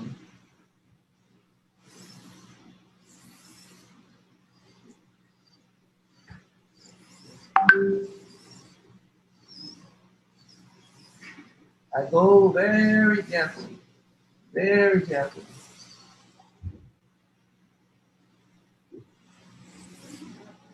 And I'm close to the apex.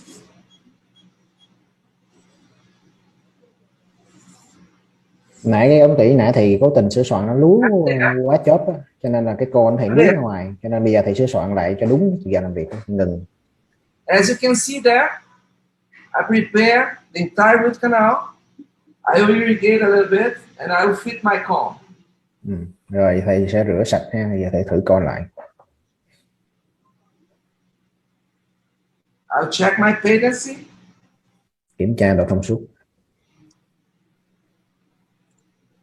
Nhớ các bạn ha, sau khi chúng ta sửa soạn tỉ trong thì ta phải dùng cái châm nhỏ để kiểm tra nó còn thông suốt không. Khi chúng ta sửa soạn xong xuôi nó nghẹt cái chớp mất tiêu. No obstruction, no lead. And I fit my comb there. Rồi giờ thử con. And my comb fit is there. Như thầy đi lại cái ống tỉ nãy thì phải. Well, let's see how it works in a real tooth. Natural extracted teeth. Rồi đây là cái răng thật. I will pick up the 0-1 taper.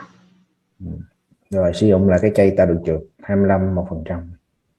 Let's see.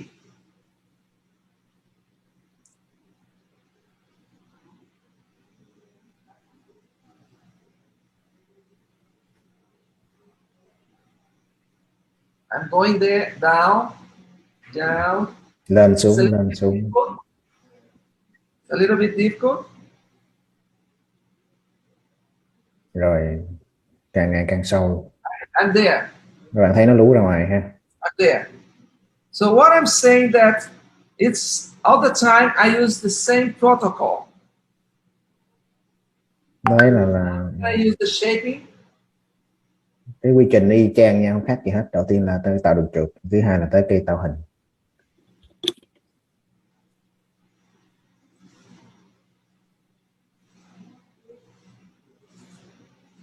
And I'm there. Rồi. I'm there. I irrigate. Bơm rửa. Cái này là tại thầy cố tình lú cho bạn thấy nha, chứ còn lâm sàng chúng ta không có lú gì là lỗ chớp nó mở rộng rồi đó. I put my comb there. As you can see, I'm using the same comb, and the comb is there. Rồi thử con đó. On the frame. Rồi nó lú ra. So the system is very fast, very simple. If I use my glide path 25, I use my shaping file 25. If I use 30, I use 30 shape. If I use 35, I use 35 shape. That's the whole point here. I prepare one root canal here, and I want you to see that. I think it's going to be easier for you to see. This root canal, let me clean a little bit. This root canal, the medial ones, just to open a little bit. Ống gần.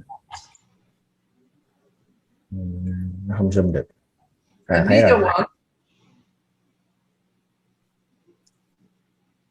but the medials.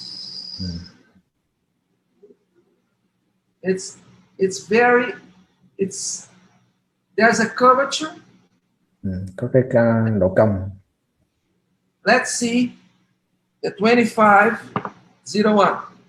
Rồi chúng ta dùng 125 1%. And change to 2501. Let's see.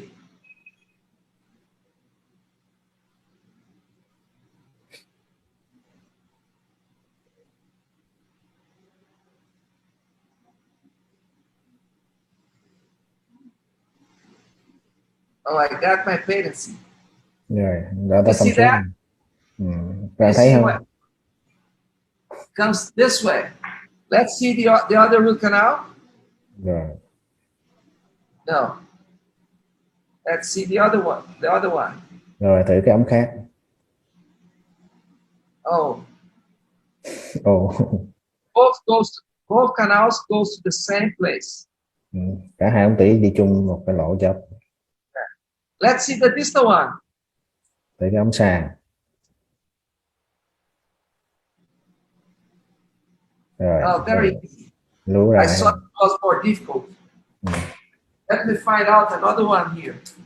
Như vậy cái răng nãy mình thấy cái ống gần là nó lỗ chớp nó không có nằm ngay cái chóp chân răng ha, nó nằm lệch. Oh, I think this is better. It's more difficult. As you can see, the medial one is very close. Let's see the 25 working.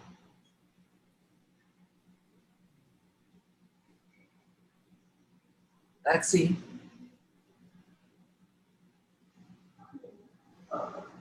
Can you see the file bending? Bạn thấy cái trâm nó bị uốn cong không? If the file start to bending, I won't go ahead. I change to the other canal. And I got my patency on the other one. Oh, I got it. Let me show you that. But I'm gonna show you one canal I got patency, the other one I didn't got patency. So I will use my accessory 1503. Remember the 1503? I'll use the 1503 in this particular case. This size is smaller. And I expected to negotiate it. Thì nãy hai cái ống tủy thì một ống thầy đi được tới chóp, một ống thầy đi không tới chóp. Thì cái ống không tới chóp thì chuyển sang xài cái châm nhỏ hơn là châm 15,03 3%. Here we go. Để mình thấy mình đi 25% nó không xuống được thì mình chuyển sang 115 3%, chúng ta đi thông là cái ống nãy mà chúng ta không đi xuống được. Khi nãy mình nói là cái châm 15 không thì nó là cái châm đặc biệt, nó hình As you can see at the apex, chữ nhật hay gì, các hình chữ nhật vậy đó. very close. Dùng đi những cái chữ ống tủy nó bị nghẽn. Very close.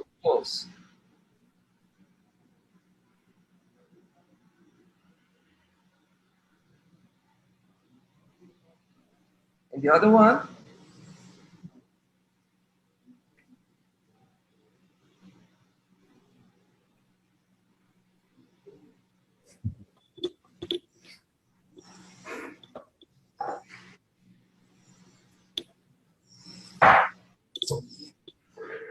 I'm going to show you in 1 minute. Here we go. Let's remove for you to see. You're going to see the tip of the file.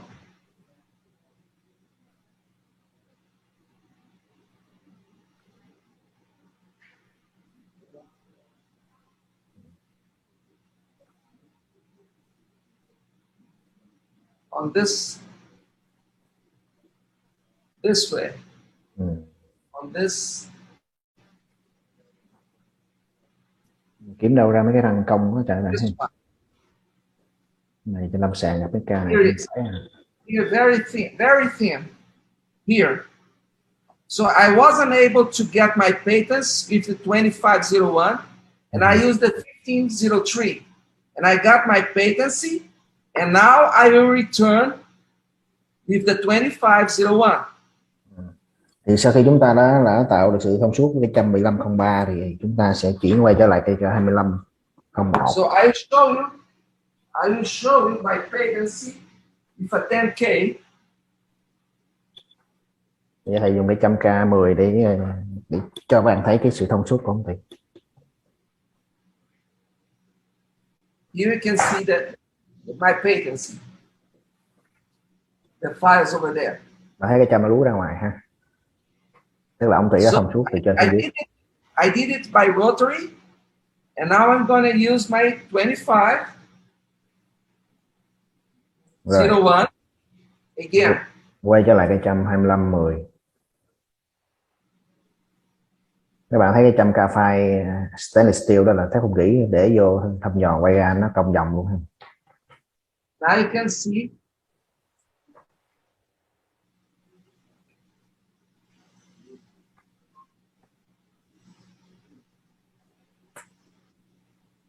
it's difficult to have the focus here, but I got my patency, and I will use my 25 shaper file. Rồi, chúng ta tới cây thứ hai là cây 2503.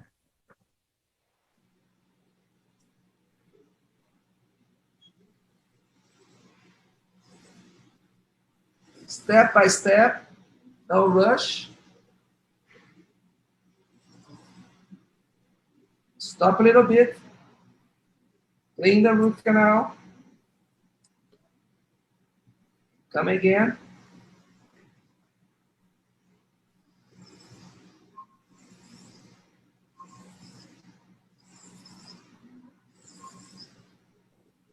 And I'm there.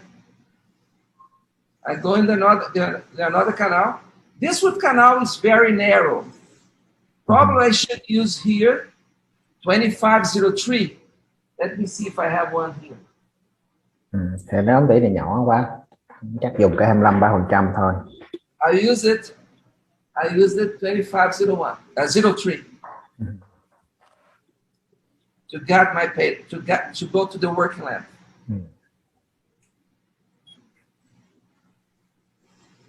Nhớ bạn ha, cái ống tủy là phải coi cái độ thuôn của ống tủy nó lớn hay nhỏ, ta quyết định là kết thúc phần trăm độ khuôn mấy phần trăm. You can see the patents there. One canal and the other canal.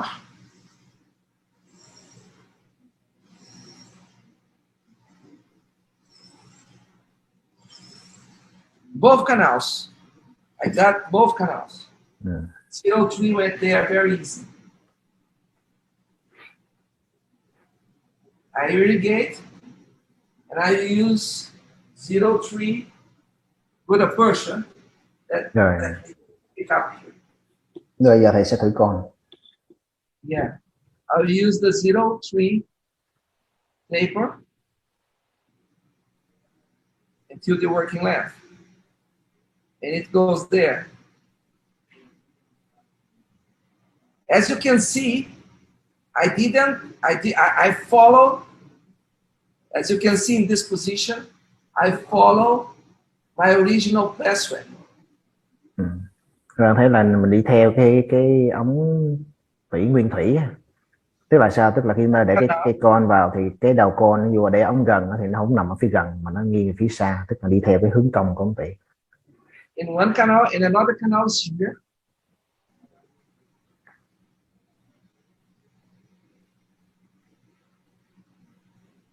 You cannot see that, but it's almost 25 millimeters. Phải nói thầy để con vô không thấy cái đầu con lú ra, nhưng mà như vậy là tốt các bạn ha. Nếu chúng ta mà thử con mà chúng ta thấy cái con mà lú ra khỏi chớp thì là sai rồi đấy. 25 millimeters. Rồi. Almost 25. So this is the system. I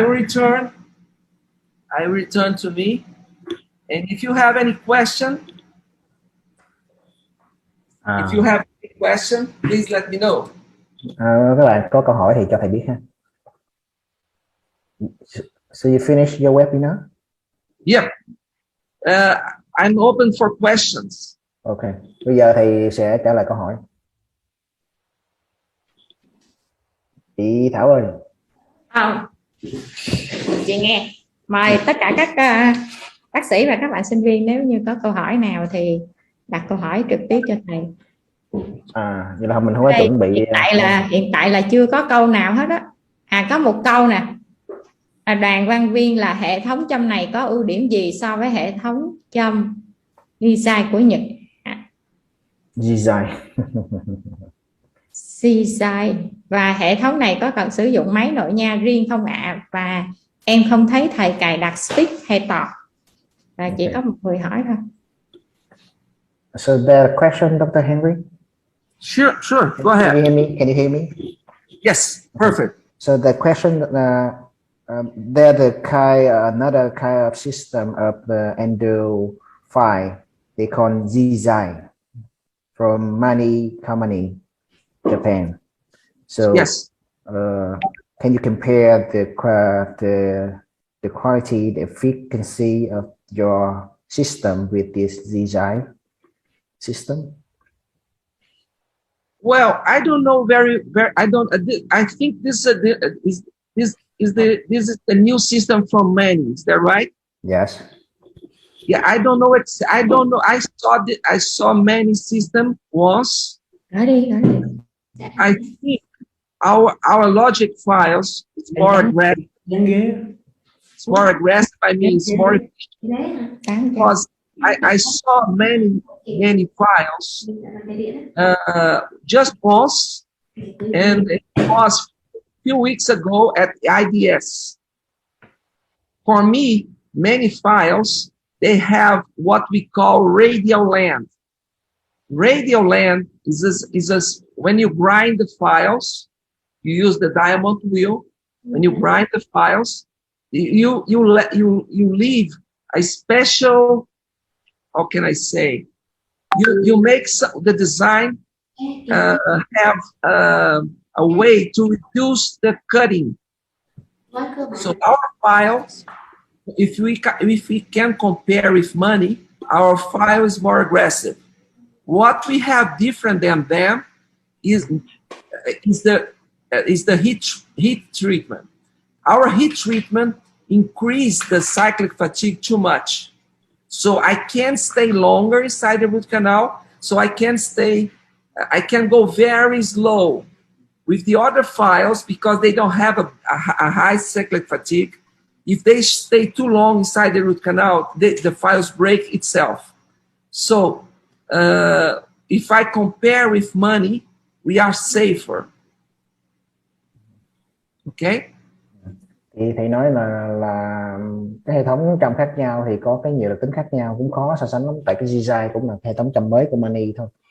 Thì nói là nếu mà về xét về cái cùng cái mức giá tiền ấy, thì trâm của thầy sẽ ưu điểm hơn, tại vì nó có cái độ mà kháng mỏi, kháng gãy cao hơn. Trâm là có thầy thì sẽ cho phép làm việc trong tủy nhiều hơn, thời gian lâu hơn mà không mất gãy.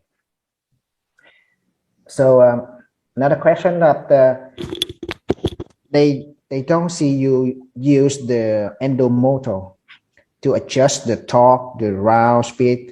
So okay.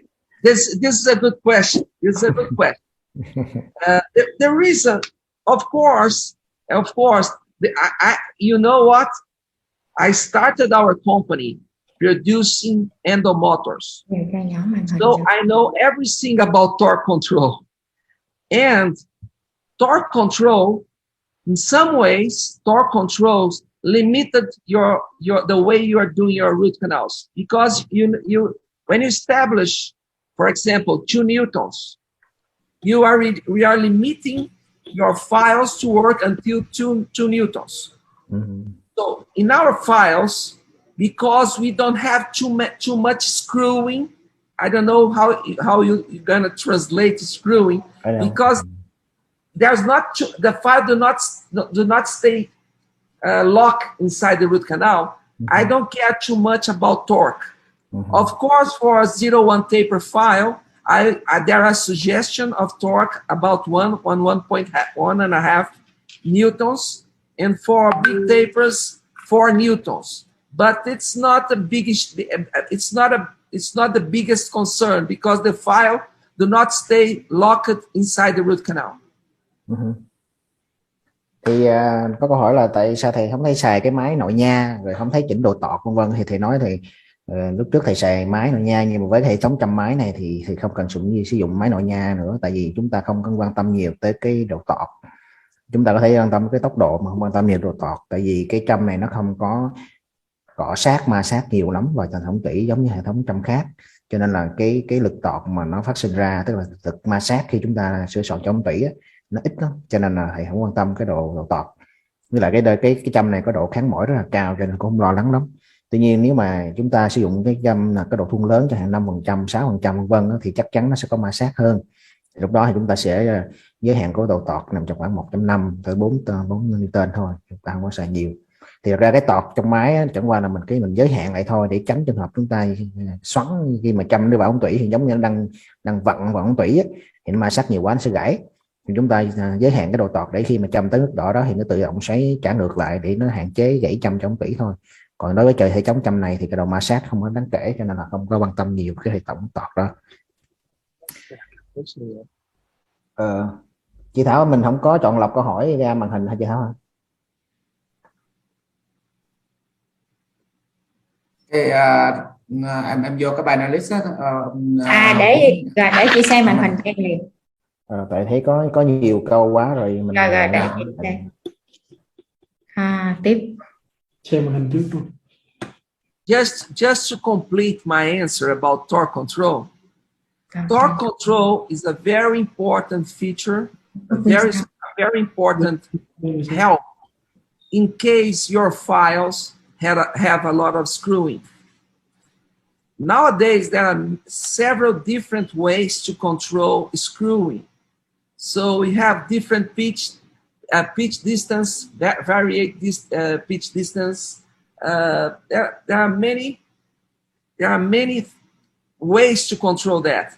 So this way, torque control becomes a little bit not so important. Okay, it's important, but not too important. Thì kết luận lại là hiện tại với hệ thống trâm càng ngày càng thay đổi hiện nay, thì cái điều chỉnh lực tọt thì nó cũng quan trọng, nhưng mà không quá quan trọng.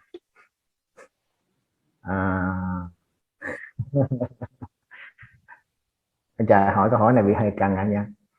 So the question that in your hand on.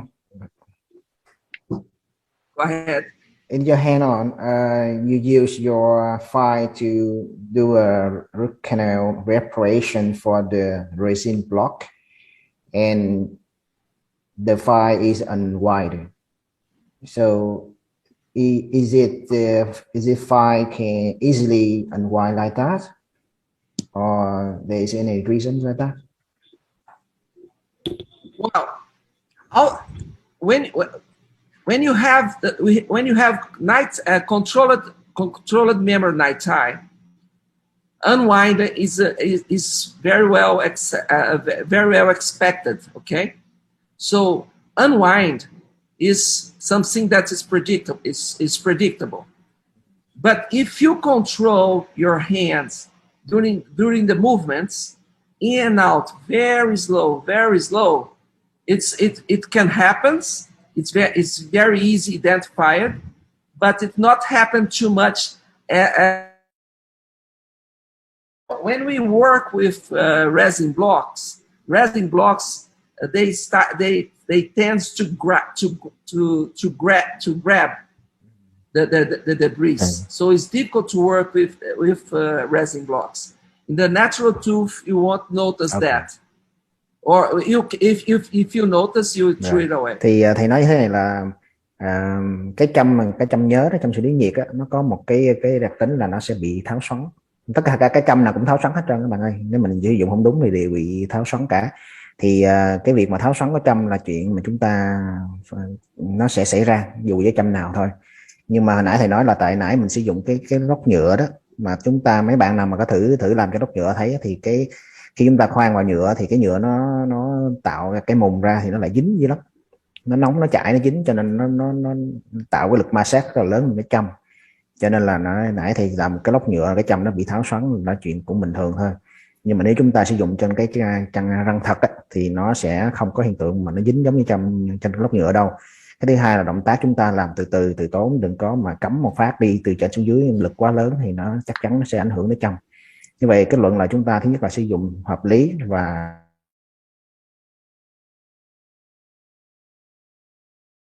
chứ không phải là châm nào cũng không có bị tháo đâu nha. Rồi, câu hỏi kế tiếp chị Thảo ơi.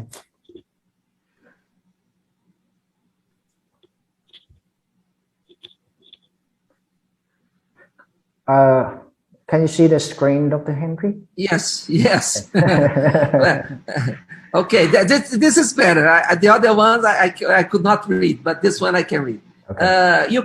Normally, all the companies prepare the files with a safe margin for reuses. Okay, with Logic, if you use the Logic, let's talk about molars. Okay, if you have two or three regular molars, the file will work pretty well with a big safety margin. However, if you use the files in a very difficult ones, very narrow, very calcified, or very curved, I suggest you to use a new ones, like any other company.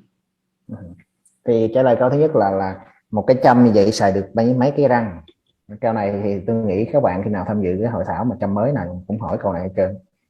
Thì nếu khuyến cáo, thực ra nếu mà bạn ra nước ngoài thì mỗi một cái châm sử dụng là một cái răng duy nhất, xong là chúng ta vứt, chúng ta không tái sử dụng đâu nhé.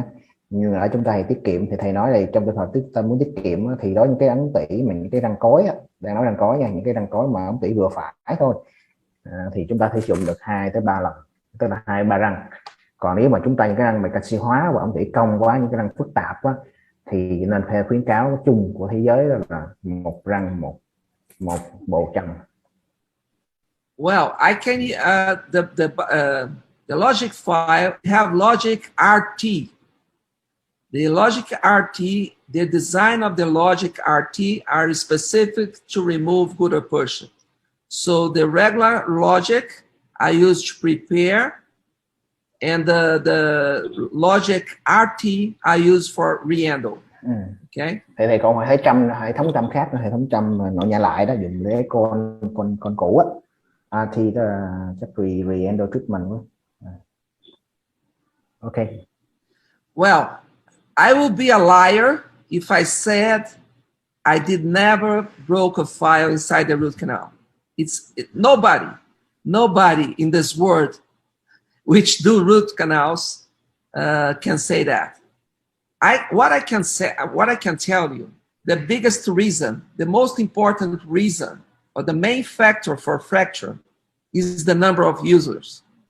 So if I can suggest you keep your eyes to not use your files more than 2 molars.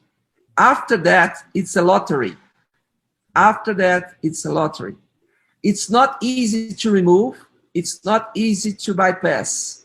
All the files, all the rotary files, when you broke those files inside the root canals, they are broken screwing. So it's difficult to remove. There are some specific tools to remove, but it's another subject.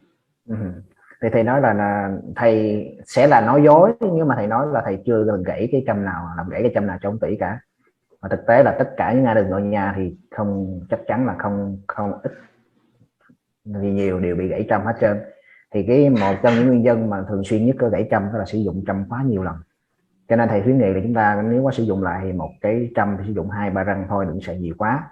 Tại vì khi mà gãy ống tủy thì cái đoạn gãy là nó nằm trong tủy, cái dạng là dạng xoắn vặn, giống như chúng ta bắt vít vô trong ống tủy. Cho nên cái việc mà lấy nó ra hay là bypass nó là đi lách ra khỏi bên hông cái châm gãy đi tới xuống tủy thì rất là khó khăn, và nó gây tiềm ẩn nhiều nguy cơ khác nữa. Cho nên là chúng ta nên tốt nhất là được phòng ngừa, đừng có để nó xảy ra. So I would like to thank you, Dr. Huấn, for the translation. I think you are lucky guys to have this guy to translate to you. Unfortunately, I can't speak Vietnam, but I'm very happy to be with you today. Dr. Lin, I met Dr. Lin about 2 to 3 years ago, I guess, and two or three other ladies. Is that right, Lin? Yeah, exactly 3 years. Yeah, 3 years. Yes, 3 years. And I'm really happy to share my points with you. I hope you enjoy as much as I enjoy myself, and I hope to see in the future. Thank you very much. Rồi, thầy rất là cảm ơn cảm ơn tôi người đã dịch cái buổi thức hôm nay. Cảm ơn bên chỗ bác sĩ Linh, thầy gặp ở đây 2-3 năm và có cơ hội để nghĩ mà chúng ta có buổi webinar tối nay. Thì hy vọng một ngày gần đây thầy sẽ được đến Việt Nam và nữa chắc chị Thảo mời thầy về trường chơi hả Thảo ha.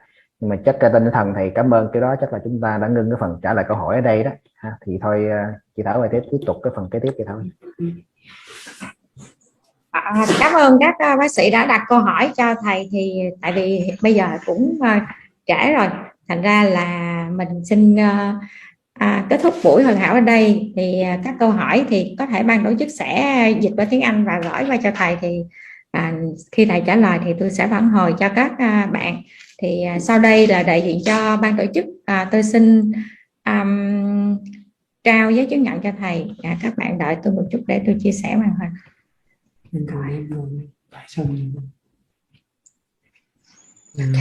Rồi xe đi. Huấn dịch đi Huấn ơi. Giấy chứng nhận này cho thầy không biết á.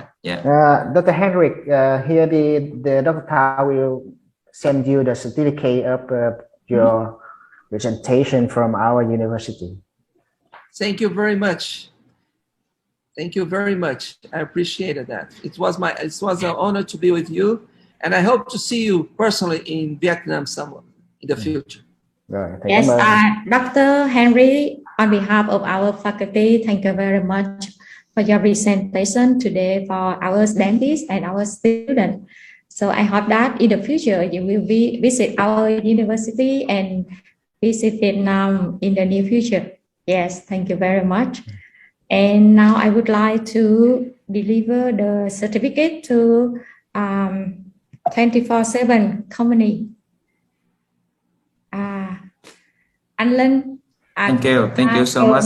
Em xin cảm ơn công ty đã phối hợp tổ chức cái buổi webinar ngày hôm nay, và cảm ơn rất là nhiều. Hy vọng là tiếp tục có cái hợp tác mới trong những cái webinar tiếp theo.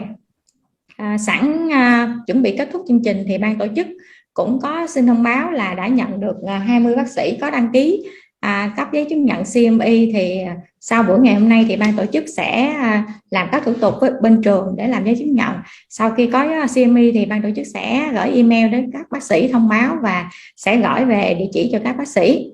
Và cũng nhân tiện ngày hôm nay thì cũng xin giới thiệu với các bác sĩ là tới Chủ nhật tuần này ngày 24 tháng 10 thì khoa răng hàm mặt trường Đại học Y Dược Cần Thơ cũng có phối hợp với công ty 24/7 tổ chức một cái webinar về MTA trong điều trị nội nha do bác sĩ Junjang Ju từ Hàn Quốc sẽ trình bày vào lúc 6 giờ.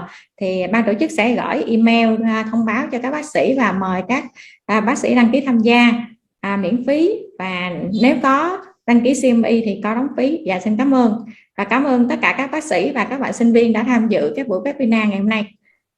Yes, thank you very much, Dr.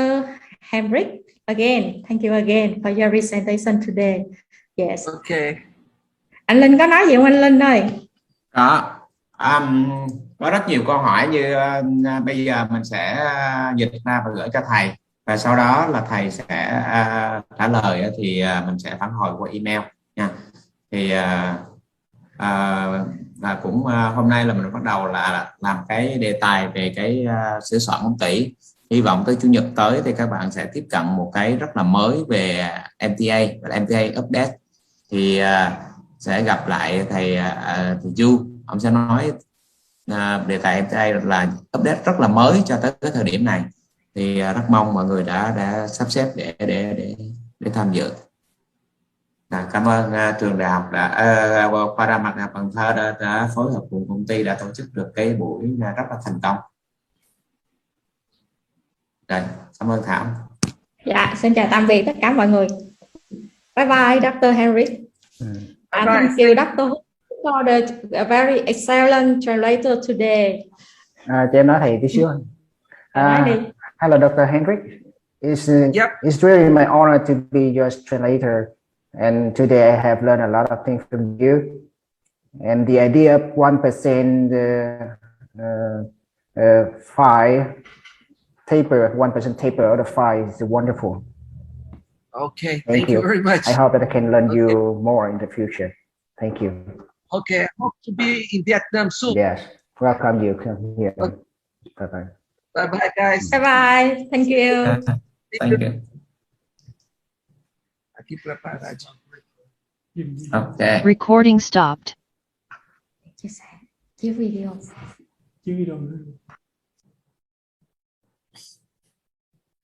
Rồi thì bây giờ là còn cái video của ngày hôm nay á thì mình đã thu lại, và thầy thì thầy phải xem lại cái video, rồi sau đó thầy sẽ edit lại thì mình sẽ gửi tới qua email hoặc là đăng trên các nền tảng xã hội cho các bạn.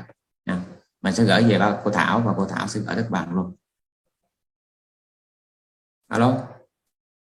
Em cảm ơn. Dạ cảm ơn anh. Thì anh gửi cho em, sau đó thì em sẽ chia sẻ cho các bác sĩ và sinh viên tham dự. Rồi, ok.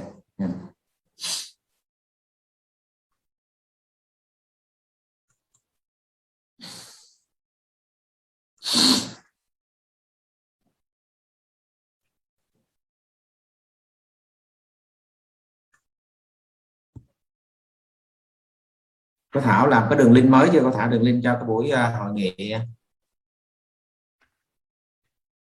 Dr. Ling, can you hear me? Oh yeah, I hear you say. Okay. You thought something? Please send all questions, if you have any, because written in the Vietnamese, so we don't understand. This is compliment or questions, but they send all questions if any. And then I'm gonna ask Dr. Henrique to answer to you. Yes, sure. I talked with the audience already. I will send you all the questions in here after I translate it to English, and then an email for you and Dr. Henrique. Yeah. Yes, okay. Please. Thank you so much. I am very sorry about you cannot go to the panelist today. No, it's okay. It's okay. Yeah. But I think it's very success webinar. Thank you so much for you coming. Thank you so much, Dr. Henrique. Okay. Wonderful. I will do it. Thank How about a video? I will send email for you a raw material Yeah, video, send it. and then Yeah. after that, after you edit Yes. that, and then after that you send back Yes. to me. After you get the permit for me to publish this video, I will send to be able to join today. Okay? Did you got it? Let me see. Yeah. Okay. Okay. Thank you so much, Day. All right. Take Okay. care. Okay. Thank you.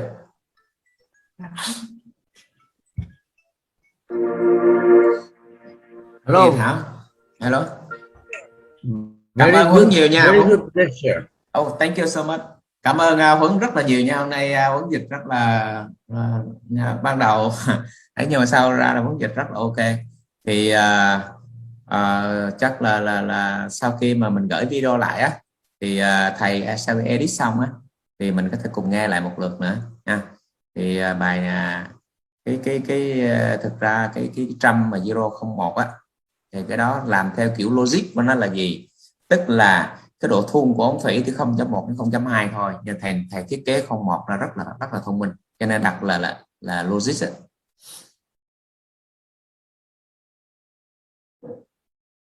Alo.